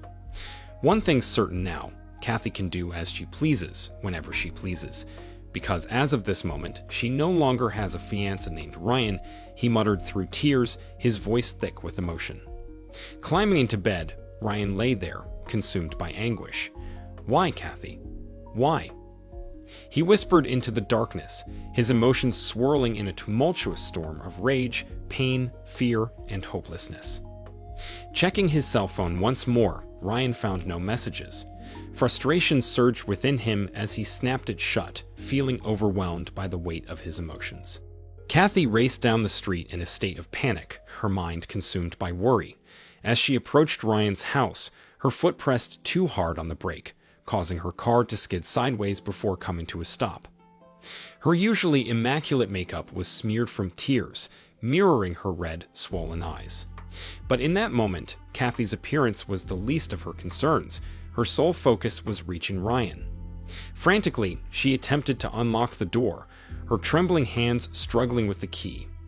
"Please let him be here," she prayed desperately, her voice choked with emotion. With a heavy heart, Kathy turned to ring the doorbell, only to notice her name written in bold red letters on an envelope pinned to the doorframe. Despite her rising panic, she hesitantly reached for it, her hand shaking with fear and anticipation. Taking a deep breath, she opened the envelope and began to read. "Kathy, don't try to use your key. The locks have already been changed. Don't ring the doorbell. I've already left. I'll be at your parents' house this afternoon if you want to talk. Ryan." After rereading it several times, she found herself fixated on the door of what was supposed to be her future home. Unfortunately, she harbored strong suspicions that it might never become a reality for her. Peering through the open curtains, Kathy checked the windows to ensure Ryan wasn't there. The flood of warmth from fond memories washed over her as she gazed inside, causing her to collapse to her knees, overcome with sobs. With shaky steps, Kathy retreated to her car, continually glancing back at the door, silently willing Ryan to appear and mend their broken bond. Racked with uncontrollable grief, she slumped over the steering wheel, questioning in anguish, "What have I done? I've lost my heart and soul." Stunned, she remained seated for a prolonged moment, fixated on Ryan's home, before eventually igniting the engine and driving away, the weight of her decision heavy upon her. As Kathy read Ryan's note, across town, Ryan sat in a restaurant, his face heavy with sorrow. Despite his efforts, he couldn't taste the food, mechanically picking at it. The emotional storm of the past few days had left Ryan drained, lost in contemplation as he stared out the window on what should have been a cheerful spring day, now feeling bleak and cold. Kathy's betrayal had shattered their relationship, but the final blow was her intention to continue her affair even after their honeymoon. Ryan knew what he had to do, but it didn't ease his pain. For the first time, he understood those who wished for death to end their suffering. Life's lessons taught Ryan that time could heal, albeit slowly. All he could do now was wait, hoping that when his new life emerged, the pain of the old one would vanish. Glancing at the clock, he muttered dispassionately, 1:15, just 5 minutes later than the last time I checked. Upon arriving at the Anderson Manor, Ryan encountered his first surprise when the door swung open before he could even ring the bell. "Ella." Ryan's voice trailed off in astonishment as he faced his second surprise. The young woman before him offered a slight nod, avoiding his gaze as she explained, with everything in turmoil and Kathy's parents in an uproar, she needs all the support she can get. "That's why I'm here. Kathy's waiting for you in the garden. You two won't be disturbed there." As Ryan made his way towards the back door, he couldn't ignore the echoes of his future ex-father-in-law's enraged voice reverberating through the hallways. "Joshua certainly has a lot of energy," Ryan mused wearily, realizing he lacked the stamina to match such fervor. In the garden, Ryan found Kathy standing on a grassy knoll overlooking the lake, tears staining her cheeks. A surge of empathy briefly tempted him to offer comfort, but then the memory of Kathy's choices halted him. Facing the consequences isn't easy, he thought bitterly. Taking in Kathy's disheveled appearance, Ryan couldn't muster any solace despite her obvious distress. "Hurting her doesn't ease my pain," he acknowledged, though a part of him wished it did. Stopping a few feet away, Ryan spoke with a hardness in his voice, "Kathy, I'm here, but I can't promise for how long. So if you have something to say, make it quick." Kathy visibly tensed at his tone, unable to turn around due to a mixture of fear and shame. "Ryan, I'm so sorry. Her words faltered, and she collapsed into sobs, her face buried in her hands. Witnessing her in this state was like subjecting him to an emotional roller coaster. Despite Ryan's enduring love for her, Kathy's betrayal had shattered the foundation of their relationship. With a strained voice laced with frustration, he implored, "Could you please look at me?" She shook her head, her response laden with remorse. "I can't. I'm certain that what I did surpassed any expectations we ever had of each other. Just the knowledge that my foolish actions have torn apart what we shared makes it unbearable for me."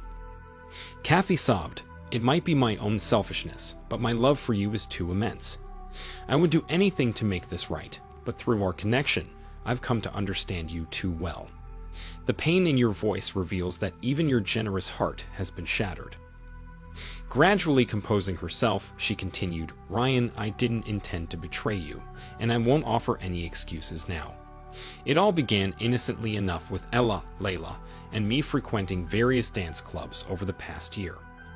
About 6 months ago, Layla met a band member at a country and western nightclub where she enjoyed the music.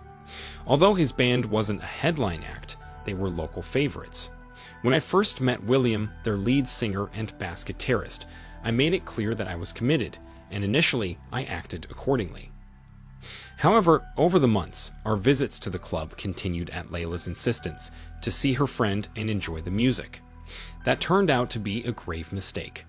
I developed a close friendship with William, perhaps too close, as our banter and flirtation gradually evolved into something more intimate. One night, about 3 months ago, after the club closed, Layla left with her friend, and Ella went off with the other band members, leaving William and me alone. Before I knew it, we were kissing. That's the extent of what happened that night, but on the journey home, I found myself in a whirlwind of confusion, shame, and oddly, a shameful excitement. Both girls urged me to distance myself from William, and deep down, I knew they were right. Yet the allure of the forbidden was enough to keep me entangled in a dangerous game. I was foolishly convinced I could handle it. How could I have been so blindly naive? About 2 months ago, I crossed a boundary of no return, succumbing to intimacy with William. We've met 5 times since then, including the weekend I was away, but never at our usual spots, the places you and I frequent. Before you ask, it wasn't about him being superior to you or more capable of fulfilling me, which he wasn't, by the way. It was akin to a high school crush, and I foolishly allowed infatuation to morph into insatiable lust. Please spare me the details. Even the thought sickens me now. Ryan, I want you to understand that I'll live with regret for every moment of this for the rest of my life. It has not only cost me dearly, but has wounded what I hold most dear, you." Her voice carried an unusual finality, resonating with a deep, mournful tone akin to the distant cry of a solitary seagull. Her delivery seemed almost mechanical, as if she were reciting from script. Yet, from what Ryan could recall of the private investigator's report, Kathy's confession rang true. Suddenly, it dawned on him.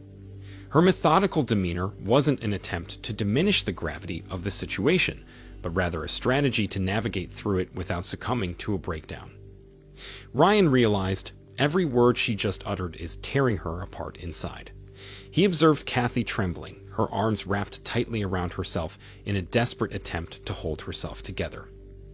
With that realization, Ryan felt a surge of compassion, though he swiftly suppressed it, responding, "Kathy, I believe you're aware that the wedding and engagement are off, at least for the time being.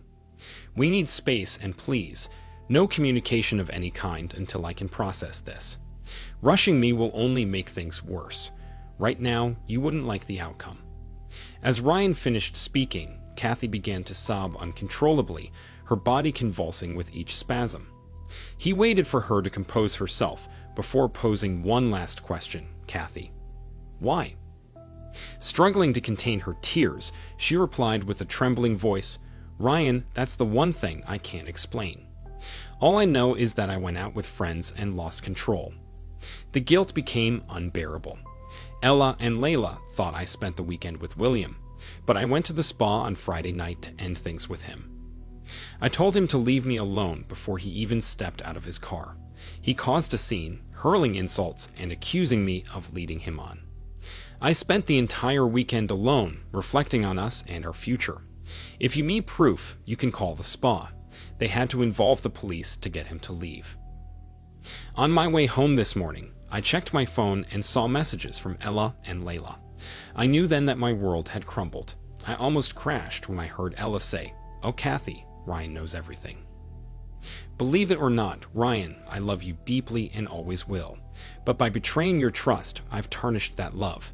Now I'm left to endure the agony of my actions. You'll never fully understand, but please know that I'm truly sorry for what I've done. It was exhilarating in the moment, but losing you, the man I truly love, has made me realize it wasn't worth it."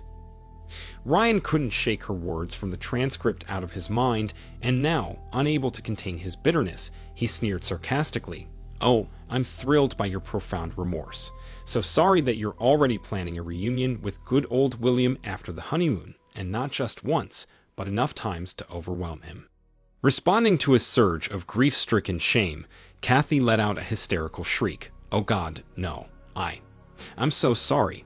Yes, I said that, but it was just in the heat of the moment. I knew it was wrong the moment it escaped my lips because I didn't mean a word of it. I knew I wanted." Ryan cut her off abruptly. "Enough, Kathy," unwilling to entertain any further explanations as he stepped forward. "There's no need to prolong this any further. Just return my ring, and I'll leave," he said firmly, his voice devoid of emotion. In utter despair, Kathy finally understood that it was truly over. She held out her arm, still turned away, and with trembling fingers, handed him her engagement ring. After taking it, Ryan continued, "Kathy, you have a few more of my belongings that I'd like back." In a small, fearful voice, she murmured, "I'll ask Ella to bring over everything I have. And if it's okay, I need to retrieve my things from your place. You can go through them first, if you want." Ryan replied softly, "That's fine, Kathy. Just leave a message on my phone, and I'll arrange for someone to be there when you're ready." She nodded, tears quietly streaming down her face. In the ensuing silence, the space between them felt insurmountable. Finally, Ryan broke the tension, saying, "Goodbye, Kathy." As Ryan turned away, heading towards the house, a strangled sob reached his ears, followed by a faint, "Goodbye, Ryan." Opening the door, Ryan saw Ella, her eyes betraying the last traces of hope. He leaned in as she kissed him on the cheek, her whispered apology barely audible. Offering a sympathetic shrug, Ryan made his way to the front door, where he heard Ella's voice trailing off. "Oh, Kathy." From within, Kathy's strained voice, almost hoarse with pain, cried out, "Oh God, Ella, I've lost him. I've lost my love. I've lost Ryan." As Ryan stepped out and closed the door behind him, he caught Joshua Anderson's frustrated voice saying, "Penelope, please, give it a break, at least for a few days. Then we'll consider finding a good marriage counselor or something." Descending the steps, Ryan shook his head, musing, "That sounds like the beginning of a possible reconciliation. With over 20 years together, I guess it's not surprising. If only Kathy and I had that kind of history, but now who cares?" Glancing back at the Anderson manor, he muttered to himself, "I knew it from the start. I'm neck-deep in trouble." Weeks passed, and Ryan found himself grappling with the persistent ache of his emotions for Kathy resurfacing time and again. He couldn't escape the reminders of her, reminiscent of the old Bee Gees song, "How Can You Mend a Broken Heart?" To her credit, Kathy had respected his request for space, refraining from any contact. Yet, despite his efforts, Ryan couldn't shake off the sting of her betrayal. After weeks of internal struggle, Ryan reached a painful realization. To truly move forward, he needed a fresh start, devoid of Kathy's lingering presence. Fortunately, his business structure offered the flexibility for such a relocation without disrupting his clientele. A few days after making this difficult decision, Ryan finished packing for his move to the coast. Wanting closure, he attempted to call Kathy to bid her farewell, but she didn't pick up. Left with no other option, Ryan sent her an email, informing her of his departure and indefinite absence.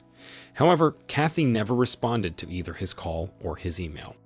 Ryan's choice to relocate turned out to be a wise one, leading him on a path of recovery and renewal. In the subsequent months, he found companionship with Brenda Moore, a delightful young woman whose charm, intelligence, and physical fitness captivated him. As their relationship deepened, Ryan confided in Brenda about the emotional baggage he still carried.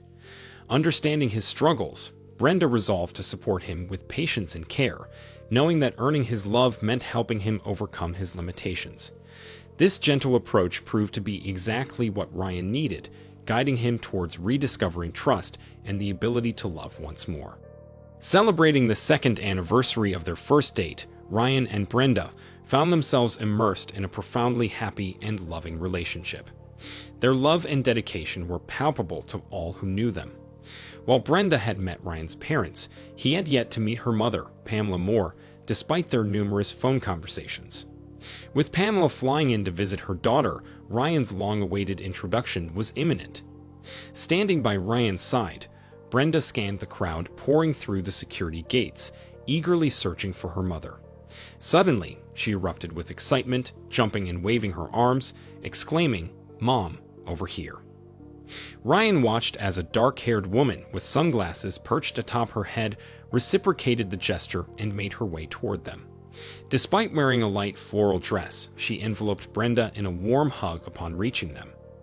Taking a moment to admire her daughter, Tegan finally spoke, "Baby, you look good. I'm glad to see you've been taking care of yourself." Brenda seized the opportunity to introduce Ryan, saying, "Mom, this is Ryan, the man I love."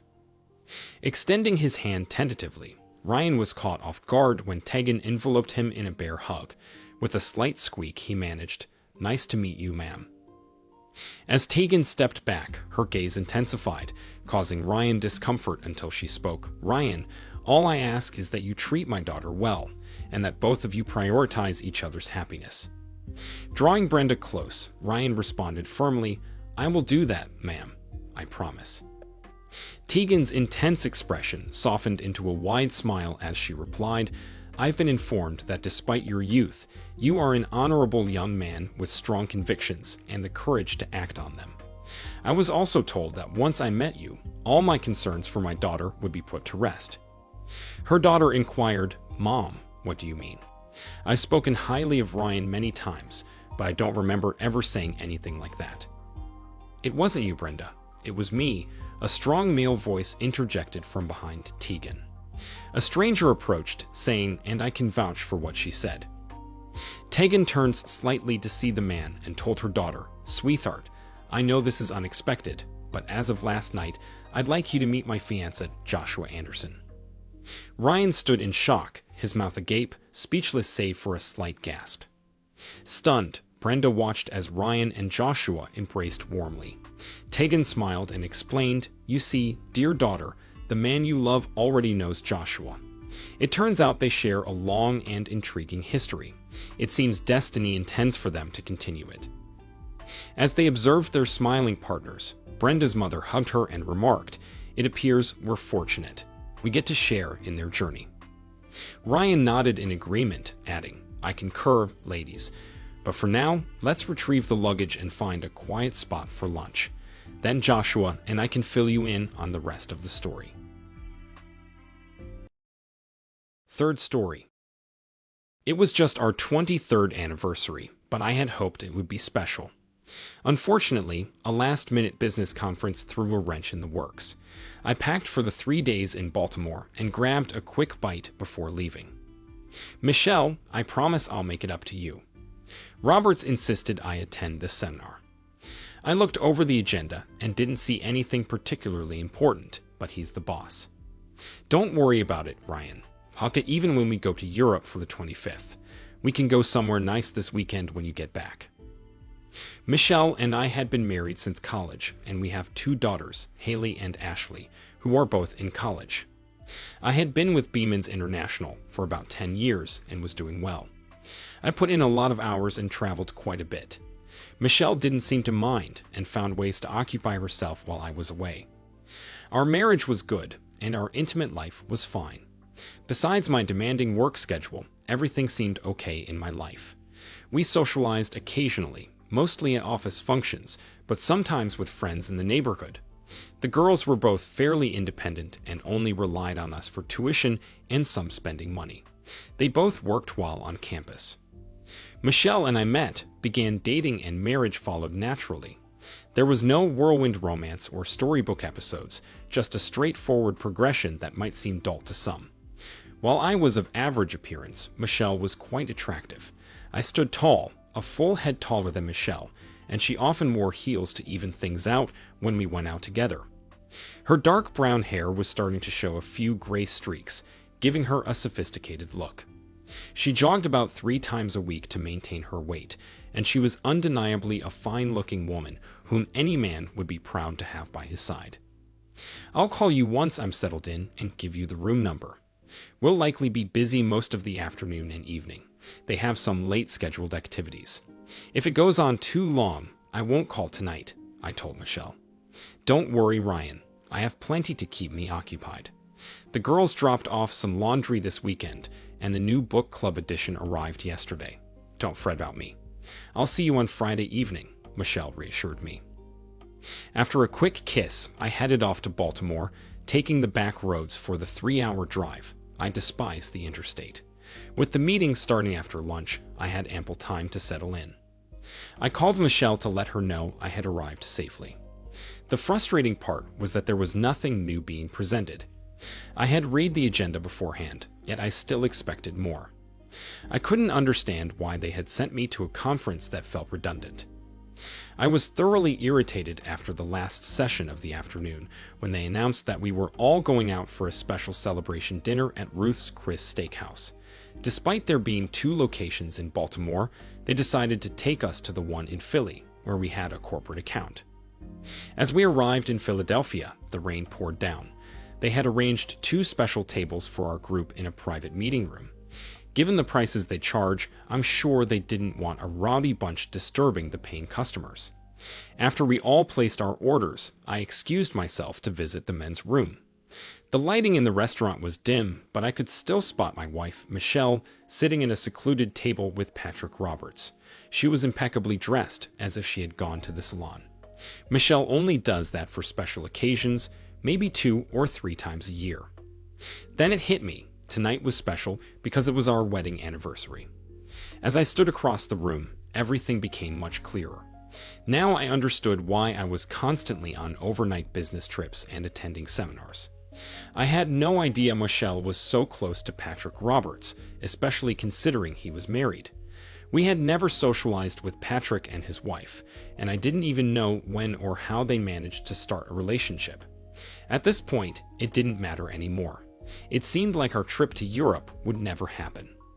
The restaurant exuded elegance, and I was keen not to disturb anyone's meal, so I opted for discretion. I made my way to the corner of the room near the restroom hallway, affording me a view of both Michelle and the conference room. I had assumed Michelle would silence her cell phone given the circumstances, but she didn't. "Hi, honey, it's Ryan." I tried the house phone, but got no answer. Michelle attempted to use her cell phone discreetly, a challenging task in such a busy and upscale dining spot. "Sorry, Ryan. I'm in the basement and missed the call.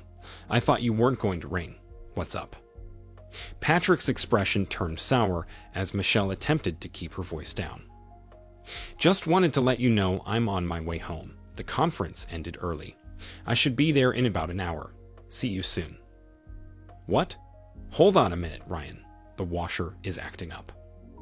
Michelle quickly covered the phone with her hand, conversing with Patrick urgently. Her facial expressions and hand gestures betrayed the urgency of the situation. Patrick swiftly dialed a number on his phone, his actions lightning fast. Meanwhile, across the room, the conference director answered his own cell phone.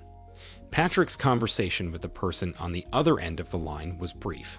Fear flashed across Michelle's face as Patrick relayed what he just heard. Slowly, she brought the phone back to her mouth. "Ryan, where are you?" "I think you know the answer to that. You look lovely in that black dress.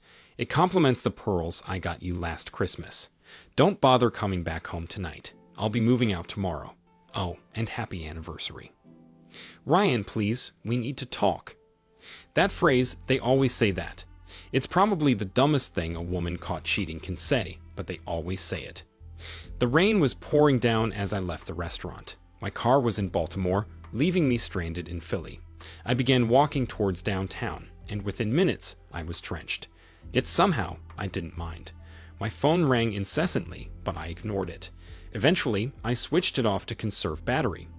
Missing out on the free Ruth's Chris steak dinner felt like a loss, until I stumbled upon a cheese steak shop. I was feeling low, but that cheese steak sandwich was the best I'd ever tasted. Renting a car and heading home would have been the easy option, but I didn't really want to go home. Home was comfortable with all my belongings, but no matter how hard I tried, I couldn't convince myself it was necessary to go there. From the steak shop, it was just a short walk to the nearest bar. After 6 drafts, I was ready for bed. I woke up in a seedy motel room, likely rented by the hour. My suit was ruined from the previous night's weather. 3 blocks away was the bus station. I bought a razor and shaving cream from a vending machine, and a few minutes later, I looked somewhat presentable. A pair of chinos and a polo shirt set me back less than $20 at a nearby store. I donated my suit and white shirt to Goodwill. By that time, the banks were open. Although I don't reside in Philadelphia, most of the banks and companies I deal with have their offices or headquarters there. I swiftly closed my checking and savings accounts, even withdrawing the funds from my daughter's college fund. When I informed the mortgage department of my decision to relinquish my home loan, they were taken aback. They couldn't understand why. Given I had over $60,000 in equity, there was no need for foreclosure. Nevertheless, they eventually conceded it was a good deal for them and allowed me to sign the release forms, though they insisted on my wife's signature as well. With a smirk, I informed them that was their problem. I also canceled my bank credit card after settling the balance. Fortunately, I had accumulated a substantial sum in my whole life insurance policies. The company agreed to send the checks to my sister in Savannah. Fidelity Mutual Funds also agreed to mail the checks for my closed account. My cell phone battery died, but a friendly secretary lent me her phone to call work. My department head at work was displeased with my sudden departure. Despite his counteroffers to retain me failing, he politely pressed for the reason behind my abrupt decision. He wasn't thrilled to hear that Patrick Roberts had been keeping me occupied to pursue my wife. I explained that it was a done deal and beyond fixing. Before transferring me to the personnel office, he assured me that Roberts would face consequences. Personnel readily agreed to send my final checks for pay, profit sharing, sick leave, and accrued vacation pay to my sister's address. A sympathetic secretary even provided me with Patrick Roberts' home phone number. I made 2 additional phone calls to cancel 2 more credit cards. An hour later, I boarded the bus to Baltimore. My plan was to retrieve my car and gather the few belongings I had left in the hotel room. The journey from Baltimore to Savannah would take a full day. My sister, Christina, and I were close, so I decided to confide in her and inform her about some checks that were coming to her house. I turned on my cell phone to charge it in the car, ignoring the several calls that came in during that time. Once settled, I resolved to get a new number. With many hours on the road, there was ample time for reflection. I couldn't fathom what motivated Michelle to leave with Patrick Roberts. I questioned if I had played a role in it, or if I was merely a bystander. It seemed I had fallen short as a husband in some way. However, after some contemplation, I realized I no longer felt the need to assign blame. It was time to let go and move forward. I regretted not having my birth certificate, passport, and car title with me. I would have to manage without them or find a way to retrieve them. Fortunately, I had my laptop and briefcase. As for the cell phone charger, I could make do, as I wouldn't be using it much anyway. My medical insurance was still valid for 90 days, but I wasn't anticipating any health issues. About an hour outside Baltimore, I phoned Patrick Roberts' wife. Patrick had been let go that morning for reasons he claimed were unspecified. She thanked me for providing a bit more detail and found retribution for both her and me. I felt he deserved at least that much. Then I called Christina to let her know I was on my way. "Welcome, my wandering brother," Christina greeted me from the front porch as I arrived. "Your wife called twice, trying to track you down, but wouldn't divulge why it was urgent or why you might be visiting your sister. I suppose you'll enlighten me now, or I'll have to kick your butt." The porch boasted 4 rocking chairs and an ice chest, likely stocked with beer. Christina, being older and perhaps wiser, took a seat and gestured for me to join her. "Judging by your expression, I'm guessing this was something you didn't anticipate," she said. "I never saw it coming and certainly never expected it. Your little brother got hit out of nowhere and could use some comforting words," I replied, accepting a cold beer and a sympathetic smile from Christina. The rockers were strategically placed for us to prop our feet up on the porch railing and watch the passing traffic. Christina and her husband, Gary, had bought the old 2-story brick house 20 years ago. Fortunately, Gary was handy, as he had to replace a lot of the lower structure's wood. Termites wreak havoc in damp coastal areas. Their investment had paid off, as the house was now part of the Savannah Historical District. "I suspect infidelity. Am I correct?" "Yep." "And who's the cheating one, Michelle or Ryan?" "Well, I'm too socially inept to even meet another woman, so it must have been her." Christina pondered for a moment. I wasn't trying to be clever, but it was hard to outright say my wife cheated on me. "Well, Ryan, that's unexpected. I never thought Michelle would do something like that. How did it happen?" "Don't know, don't care. It seems she got involved with my boss, and he started sending me out of town on business trips so they could be together. It was just luck that I found out. I had no clue. I didn't confront her. I just left." "Is there a chance you're mistaken?" "No. She lied to my face about it while it was happening. She told me on the phone she was home doing laundry, but she was sitting in a restaurant with him, 30 feet away from me. There was no doubt. Of course, I never caught them in the act, but I'm pretty sure it happened at some point." "Is there any chance of reconciliation?" "It's never going to happen." We opened another bottle and sat in silence for about 10 minutes. It was the first time I acknowledged what had happened, and it didn't feel good. "Why don't you freshen up for dinner? Gary will be home in a couple of minutes. You two can catch up while I get some shrimp boiled. He doesn't know anything, so it's up to you if you want to tell him. I won't say anything if you prefer." "Just tell him, Christina. It's better not to sweep something like this under the rug." I spent 2 days with Christina and Gary. They had 2 sons who were both married and living on their own. Gary had gained a few pounds, so he had plenty of extra clothes he wanted to give away. I gladly accepted them, as I needed some. Christina agreed to hold on to any checks or other mail that arrived for me until I could provide a forwarding address. I didn't know where I was headed next. Michelle called once the next day, but Christina told her she hadn't seen me. I asked Christina to call my daughters at college after I left and explain the situation as best she could. It was important to me that they knew their tuition would be taken care of. I wasn't ready to face that myself. Before leaving town, I got a new cell phone number and bought 2 pairs of comfortable shoes.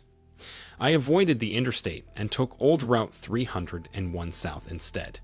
The best part about being in the area was being able to have Crystal for lunch and Waffle House for breakfast. What more could a man want? I slept in the car the first night, parked between 2 enormous RVs in a Walmart parking lot. One of the nice things about Crystal, besides the sliders, is the free Wi-Fi. I didn't really have a pressing need for the internet, but it was comforting to know it was there if I did. As I drove along the Street Ryan's River, somewhere near Palatka, a stroke of luck changed my day for the better. It was mid-morning when I pulled into a small gas station, dock, and restaurant combo for a refuel. The place was a bit rundown, situated about 100 yards off the main road, but visible from the bridge crossing the river. Its gravel parking lot and weathered dock, which seemed to have once been a bustling marina, spoke of its history. The 2-story restaurant, half on the dock and half on land, hadn't seen a fresh coat of paint in at least a decade. Across the street stood 3 aging mobile homes, matching the worn-out appearance of the restaurant. The gas station seemed tailored for boaters cruising the waterway, as indicated by the sign out front, Sadie's Catfish House. Memories of my high school days working at Captain D's flooded back, giving me a nostalgic twinge. Carefully navigating my way down towards the river, I couldn't help but notice the place was in need of some TLC. 2 teenage boys sat quietly on the dock, simply gazing out at the water. Meanwhile, loud voices emanated from the back of the restaurant, 1 male and 1 female. It seemed the boys were seeking refuge from whatever was unfolding inside. "Sounded like there's quite a commotion in there," I remarked, attempting to strike a polite conversation without intruding. Both boys looked up at me, the older one flashing a small smile. "Edward showed up to work drunk again," he explained. "Mom's thinking of firing him, but he's the only cook she can find. If he's out, she'll have to close up shop.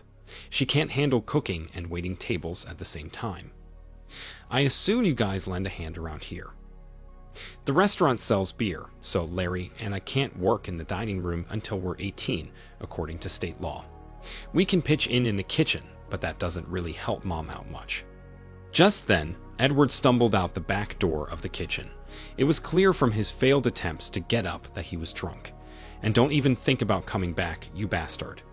That marked my first encounter with Megan Fields, a Cajun woman adrift in Florida. She stood at the kitchen door, fury blazing in her eyes.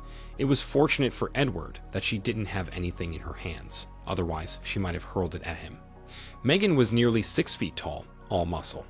Her uniform did nothing to flatter her, and it was apparent she was not well endowed. I don't typically notice a woman's chest, but the absence was striking in this case. I scolded myself for being so tactless and tried to push the immature thought aside. She had shoulder-length auburn hair and sharp cheekbones that accentuated her dark brown eyes. The lack of makeup added to her less than feminine appearance. She was a tough woman who clearly had a hard life. She stood with her hands on her hips as Edward stumbled away across the parking lot. "What the hell are you looking at?" She sounded as angry with me as she had been with Edward. "My name is Ryan Turner. I was looking for a job." I don't know what possessed me to say that. I wasn't actually looking for a job, but it seemed like the best thing to say at the time. Something about the whole exchange set off a fit of giggles in the 2 boys. "Larry, Charles, get yourselves inside and start getting ready for lunch. There's nothing funny about this, and I don't appreciate your attitude," barked the stern voice of the woman I'd come to know as Megan, the Wicked Witch of the South, as the boys hurried indoors. Turning her attention back to me, she asked, "My name is Megan. Do you have any restaurant experience?" "I have 2 years under my belt at Cap D's, mostly in food prep and cooking. I'm not a master chef, but I can handle myself in a kitchen," I replied, inexplicably drawn into this game despite knowing it would wear thin soon. Yet her intensity fascinated me, holding my attention like a moth to a flame. My first day as a cook at Sadie's Catfish House went fairly smoothly. I made a few mistakes with orders, but nothing disastrous. The boys proved to be helpful, guiding me through standard procedures and locating supplies. It was mostly a routine of breading and frying.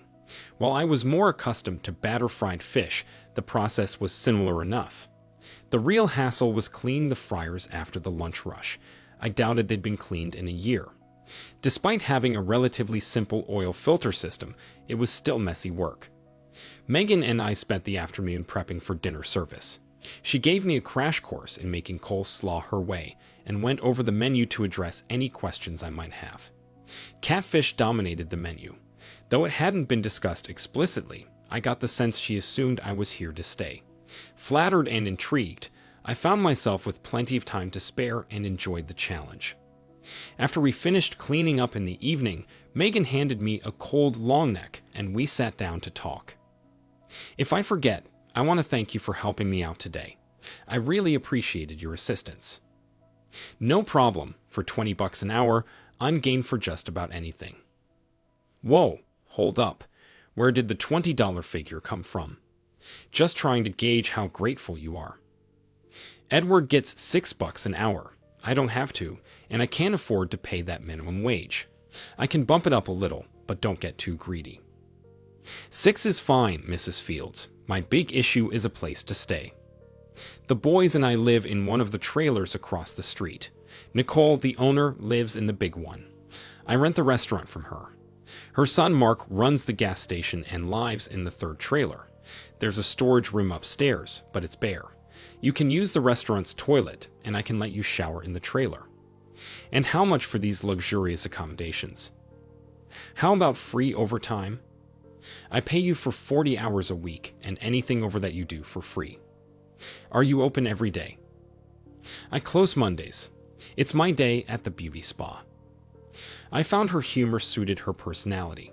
How could I not like this woman? The first night in the storage room was rough. It was dusty, dirty, and the floor was hard. But it was better than sleeping in the Subaru. The nice thing was that I had a full kitchen to cook breakfast. After a week, I had settled in quite comfortably. I rang up Christina and gave her the address. She had a handful of mail to send down, hopefully containing some checks. On the first Monday, I headed into Palatka and set up a bank account along with a safety deposit box. It was a relief to finally unload all that cash I'd been carrying around.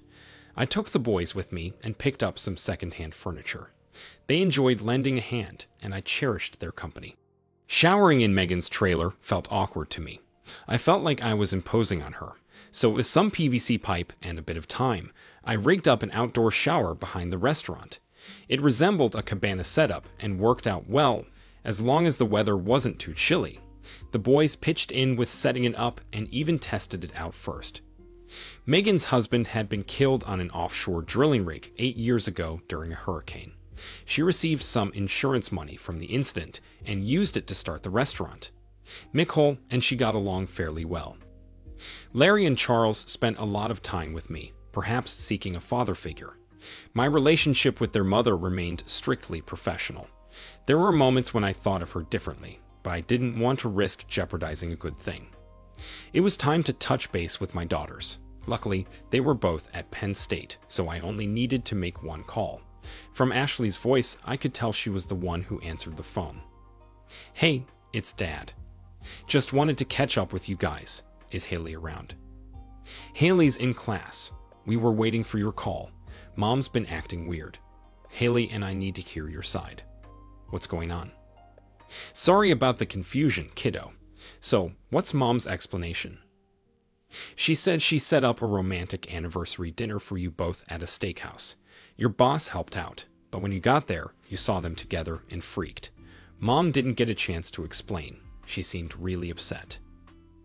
"Well, Ashley, that's quite the tale. But it's just that, a tale. Your mom didn't know I'd be there. She was shocked when I showed up. I called her from inside the restaurant before she even knew I was there. She told me she was at home doing laundry. When she saw me, she panicked. It wasn't a surprise party. My boss and your mom planned for me to be out of town so they could meet up. Caught her red-handed, and now she's scrambling to cover it up. That sounds more believable. What do you want us to do? And why are you calling from Savannah? I'm not actually in Savannah, just got the phone there. Try not to be too hard on your mom, but see if you can get her to come clean. Got it. Anything else? If you're going home for Thanksgiving, go into the den and grab my passport, birth certificate, and the Subaru title. Mail them to Aunt Christina's. She'll get them to me. And whatever you do, don't give Mom my cell number. I don't want to have to change it again. Apologies for everything, Dad. Haley and I are here to support you if you need anything. Thanks. Oh, and by the way, I've got all your tuition money, so no need to worry about that. I felt relieved knowing that was taken care of, although I dreaded having to break the news to Ashley about her mother. I was sure Ashley believed what I told her. Michelle's explanation was interesting, given the circumstances, but it wouldn't hold up. I was curious about the affair, but the pain it would cause wasn't worth it. Things were going smoothly at the Catfish house. I received the checks from Christina and the documents the girls sent down. I'd soon get new Florida car tags when the PA ones expired. I deposited my restaurant paychecks into my bank account, but the rest of the money stayed in the safety deposit box. With the low interest rates, it felt safer there, and I didn't feel like I was missing out on much. I ate at work all week, so Mondays were my chance for something different. The boys were always up for it, and Megan naturally joined us. It was my treat, and though neither of us admitted it, it felt like a sort of date. Chinese buffets were the favorite, but sushi was growing on us too. Sometimes we ended up driving quite a bit, but I didn't mind. Megan had mellowed out significantly. I hadn't seen her nasty side since that first day. Sometimes I caught her looking at me while we worked, but she quickly looked away. I was still married, but Megan was starting to catch my eye. The restaurant maintained a steady flow of customers, but its earnings barely covered expenses. I lived on a shoestring budget. Megan's payment went straight to the bank, leaving me with minimal living costs. I only splurged on a tank of gas each month and our Monday night outings with what had become my surrogate family, Larry, Charles, and Megan. I'm not sure how or when they became family to me, it just seemed to happen naturally. Nicole, on the other hand, had her lunch at Sadie's every day, courtesy of Megan. You could see she was growing weary of the menu. Despite being just an employee, I kept my observations to myself, silently noting the preferences of our mainly local clientele, who seemed more interested in the beer than the catfish. Just before Christmas, Haley called. "Dad, how are things going?" "All right, I guess. No complaints. Is it tuition time again?" "Next month. I just wanted to check in and make sure you're okay for the holidays." "I'm good. You and Ashley will be with your mother, I assume." "Yeah, but we're not exactly looking forward to it, especially now that we know the whole story." "Would you mind filling me in?" "You're not going to like it, but you were right about everything. Mom and Mr. Roberts were seeing each other for over a year. Eventually, she admitted it was a fulfilling relationship. She doesn't want a divorce, but she also doesn't want to end things with him. She said she was hoping to keep everything the way it was because it was perfect for her. She started telling us details, and Ashley, and I had to ask her to stop. Ashley is barely speaking to Mom anymore." "You're correct. I didn't want to hear that. What's her relationship with Roberts like now?" "Oh, there isn't one. He got fired from his job and blamed her. His wife filed for divorce, and he blamed Mom for that too. Last I heard, he moved to Chicago and didn't ask Mom to go with him. Mom got a job at an insurance company answering phones. She ran out of money very quickly after you left and couldn't even pay the utility bills. She's just scraping by now, but I think she's selling off her jewelry and stuff. The bank told her she didn't have to make the house payments anymore if she signed a release. I think she's going to try and sell it instead. I'll send you a power of attorney form so that your mother can sell the house more easily. You can give it to her when you go home for Christmas. She'll probably appreciate that. She was wondering why you hadn't filed for divorce yet." "I'm not going to. When she's ready, she'll have to do it. I have no money, no job, and I'm living off what I took from the bank when I left.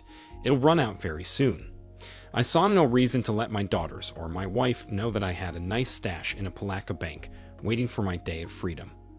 My wife had never shown an interest in our finances, and unless she got a really good lawyer, she'd never know. I figured she'd go for the cheapest lawyer she could find. I'll inform her when we head downstairs. Haley, I apologize for not getting you and the girls anything for the holidays this year. I'll make it up to you, I promise. After the first of the year, just let us know where you are, and we can come visit you during spring break. You can make it up to us then. It's a deal. Have a wonderful Christmas. For the past month or so, I've been using Megan's shower. She always managed to find something else to do while I was there, so there was no chance for anything improper. Northern Florida gets cold, so I had to rely on her facilities for a couple of months. I had reached the point where I wouldn't mind a bit of inappropriate behavior on her part, but I wasn't smooth enough to orchestrate such a thing. I was afraid that if I did something wrong, it would upset her. Typically, when I showered, the boys were at school. Feeling guilty for not getting my daughters anything for Christmas, I felt even worse when I got the boys new Game Boys and Megan a turquoise concho belt. She always wore her blouses out, and I couldn't help but imagine how good she would look with the right accessories. We closed the Catfish house early on Christmas Eve and exchanged gifts. Megan and the boys got me a GPS for the Subaru. We indulged in boiled shrimp and whole crawdads. It was enjoyable for a while, but the boys wanted to play with their new toys. Megan told them to go home and not wait up. Charles winked and gave me a thumbs up as they left. It looked like it was going to be a good holiday. Megan and I chatted for about an hour. We avoided any mention of our previous spouses. Even though I was still married, Megan didn't seem to mind. Since I was painfully slow on the uptake, she finally took my hand and led me upstairs. Both of us had months of pent-up frustration about to explode. It became a race to shed our clothes. Megan had the physique of a female weightlifter, with well-defined abs reminiscent of those seen on Bowflex commercials. Instead of soft breasts, she had firm, wonderful globes that showed no hint of sag despite having 2 kids. My fascination with her lack of ample chest adornment was unfounded. She was truly beautiful. We spent a wonderful night together, enjoying each other's company and getting to know one another. Afterward, we cuddled under the blanket for a few minutes, and she looked up and said, "Merry Christmas, Ryan Turner." Hearing the boys downstairs, Megan jumped out of bed and began to dress. By the time I made it downstairs, the boys were already eating breakfast. Charles gave me a big grin and another thumbs up, while Larry seemed oblivious to what was going on. I ate with the boys while their mom went home to take a shower. At that moment, a terrible thought crossed my mind about birth control. After that night, spending time with Megan became a regular occurrence. She didn't usually stay overnight, but it was nice when she did. I think Charles explained the facts of life to Larry shortly after the holidays, and both boys seemed okay with the arrangement. After the new year, Christina forwarded divorce papers. Michelle included a small note thanking me for the power of attorney and informing me that she had an offer on the house. The divorce proceedings were simple and straightforward. I was responsible for the girls' school tuition, and that was about it. I signed the papers and mailed them back to Michelle's lawyer. I realized I had revealed my location, but I no longer cared. Megan approached me about revamping the restaurant menu, giving me free rein to make changes as I saw fit. Though I was initially hesitant to take on such a task, I appreciated her confidence in me. Our seafood wholesaler was more than willing to include frozen whitefish portions in our weekly catfish delivery. Charles was enthusiastic about learning to make fish and chips, albeit the American version of the British classic. Megan and I managed everything during the school year, handling the slow but steady business with ease. However, we hadn't anticipated the consequences of increased business. On weekends, I persuaded the boys to help with painting. My standards weren't too high, so I was content with whatever they accomplished. While the entire business was Megan's, I sensed she wanted me to take on a greater role in its operation. Initially, I only made suggestions, but over time she seemed relieved when I took charge of decisions without consulting her. She never criticized or complained about my choices. Running a business like this wasn't my initial plan, but it felt like it was becoming my destiny. I hope that doesn't sound too profound. Mark caught the entrepreneurial bug and even spruced up the gas station. A call to his distributor resulted in shiny new signs and updated pumps that accepted credit cards. Once cleaned up, a salesman convinced him to install racks selling various tourist items, all at no cost to Mark, who received a cut of each sale. It elevated the station's appearance, making it seem less like a run-down establishment. Charles celebrated his 16th birthday by obtaining his learner's permit, and I thoroughly enjoyed teaching him how to drive our Outback. Megan seemed relieved that she didn't have to take on that task. In 2 years, it would be Larry's turn. One day, a good old boy from near Moss Bluff showed up with a pickup truck loaded with a freezer full of gator tail meat. He spent a good 30 minutes trying to convince me of the nutritional merits of eating reptiles. While he knew his subject matter well, he was a terrible salesman. I tried to show interest so as not to hurt his feelings. He also had some frozen cooter in the truck, and I got the sense he was feeling the pressure when he made a smart move. I'll leave you 10 pounds of gator tail and 10 pounds of turtle for you to try out, free of charge. I'll be back in a week to see how things go. Would that be okay with you, mister? He completely caught me off guard. I had been feeling confident, but he hit me with a zinger. Sure, I'd be glad to give it a try. Any preparation suggestions? Most people just like to flatten it, bread it, and fry it. If I decide I like it, how much is this going to cost me? He reached into the truck and handed me a green sheet of paper with prices, phone numbers, and state permit numbers to sell the gator and the snapping turtle meat. Depending on the portions I served, it would be possible to make a nice profit with what he had if I could sell it. Thank you, Mr. Allen. I'd be happy to give it a try. See you in a week. His name, phone number, and address adorned the top of the sheet. The fish and chips menu item was a hit. Initially only offered during evenings when Charles was on duty, it quickly became an all-day option. By the end of the week, the gator and cooter were sold out, prompting a call to Frank Allen for more. The most popular dish turned out to be a combo platter featuring gator, cooter, and catfish. Business was booming faster than expected. Megan and I usually handled the dishwashing after meals, but the increase in customers left us short on clean dishes. That's when we hired Hector.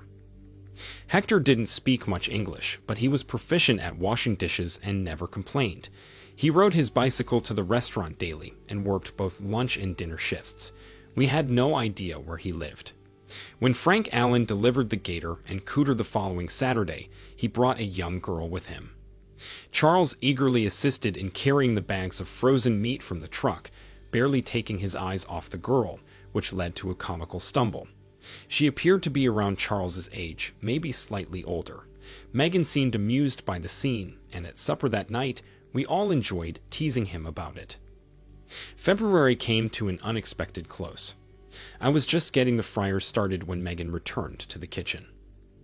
Surprise, Ryan, you've got a visitor. Your wife's here, Megan announced, her tone utterly neutral. I couldn't discern any emotion from her, no happiness, sadness, or concern. With a resigned exhale, I stepped out into the dining area to see Michelle for the first time in months. She looked as stunning as ever, her hair and makeup flawless, her outfit highlighting her figure. Megan stayed behind in the kitchen. Hi, Ryan. You're not easy to track down. You're looking good, Michelle greeted me. You too. I wasn't expecting to see you. Is there a specific reason for your visit? I sensed her nervousness. She was chewing her lip and shifting her weight. I just wanted to give you the final divorce decree. It went through faster than expected, and I thought you'd want it ASAP. She handed me a folded document, which I didn't bother opening. The house has been sold and settled, so I brought a check for half of the proceeds. It's only $23,000. I didn't realize the realtor's commission would be so high. She passed me a cashier's check with my name on it. I took it and endorsed it. When I handed it back, she looked at me questioningly. I don't need the money, Michelle. Keep it. It'll help you get started. Just curious, what are your plans? I've sold everything except my clothes. I'm on my way to stay with my sister in Dallas. She has a job lined up for me at the same place where she works. The girls have promised to come down and visit next summer. I hope everything works out for you. Do you have any questions or anything you want to discuss before I go? No, not really. I'm good. I don't need to know any more than I do now. In fact, just having you here is more than I can handle. Thanks for dropping off the papers. Excuse me now. I have to get back to work. The lunch crowd will be here soon. I turned and walked into the kitchen without looking back. I was trying not to be rude, but I didn't want to be with her any longer than I had to. Many people will say I was cold, but I don't care. There is nothing I could do to her that would make up for what she did to me. Megan was standing in the kitchen, looking out over the river. There was still no expression on her face. I walked to the end of the room and looked out over the parking lot. Michelle had just gotten into her car and was sitting in the driver's seat, crying. A minute later she was gone, and I would never see her again. I apologize, Megan. I had no idea she would turn up here. I'm not even sure how she found me. I understand it's not my place, but what did she want? She gave me my copy of the final divorce decree. She's free now. And you? I'm not so fortunate. I've managed to get myself tangled up again, this time with a captivating Cajun queen. I suppose I'm just a sucker for extraordinary women. I don't see a ring on your finger. How about tomorrow? Finally, I received a response. Megan had a wide grin as she wrapped her arms around my neck. After several minutes of passionate kissing, she pulled back and looked at me. Do you remember our Christmas Eve together? Of course. How could I ever forget? Well, congratulations, you're going to be a father. We got married the next day, and I moved out of the storeroom. The boys were just as thrilled as I was. Nicole's visits to the restaurant ceased, so Megan started bringing light meals or soup to her trailer after the rush. One day, Mark sat down with Megan and me, telling us it was time for Nicole to move to an assisted living facility. To afford it, she had to sell the marina complex, though it wasn't much of a marina anymore.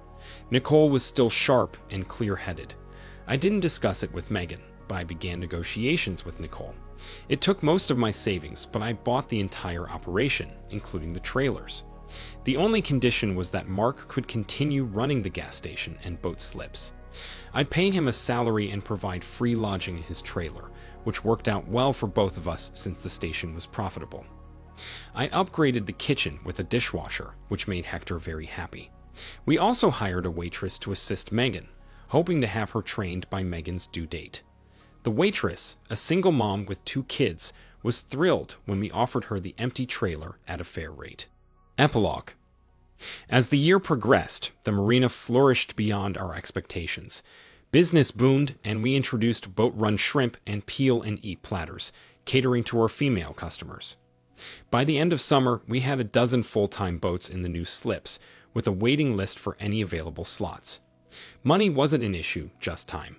I felt content and happy. Charles found a steady relationship with Frank Allen's daughter, Tracy. He spent every chance he could on the outback.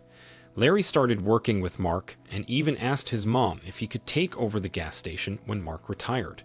We hadn't realized Mark was considering retirement, and it seemed a couple of years away. Charles expressed his desire to stay with the restaurant. After a few days with their mother, Haley and Ashley came to spend the rest of the summer helping out. They found staying in the storeroom amusing and didn't mention their mother. Megan got along great with my daughters. They say the gender of a baby is determined by the father's genes. In September, Megan had a baby girl, whom we named Nicole. When our first wedding anniversary arrived, Megan asked where I wanted to go to celebrate. I replied, anywhere but a steakhouse. Thank you for watching this video to the end. If you liked it, please like it and subscribe to the channel. See you soon.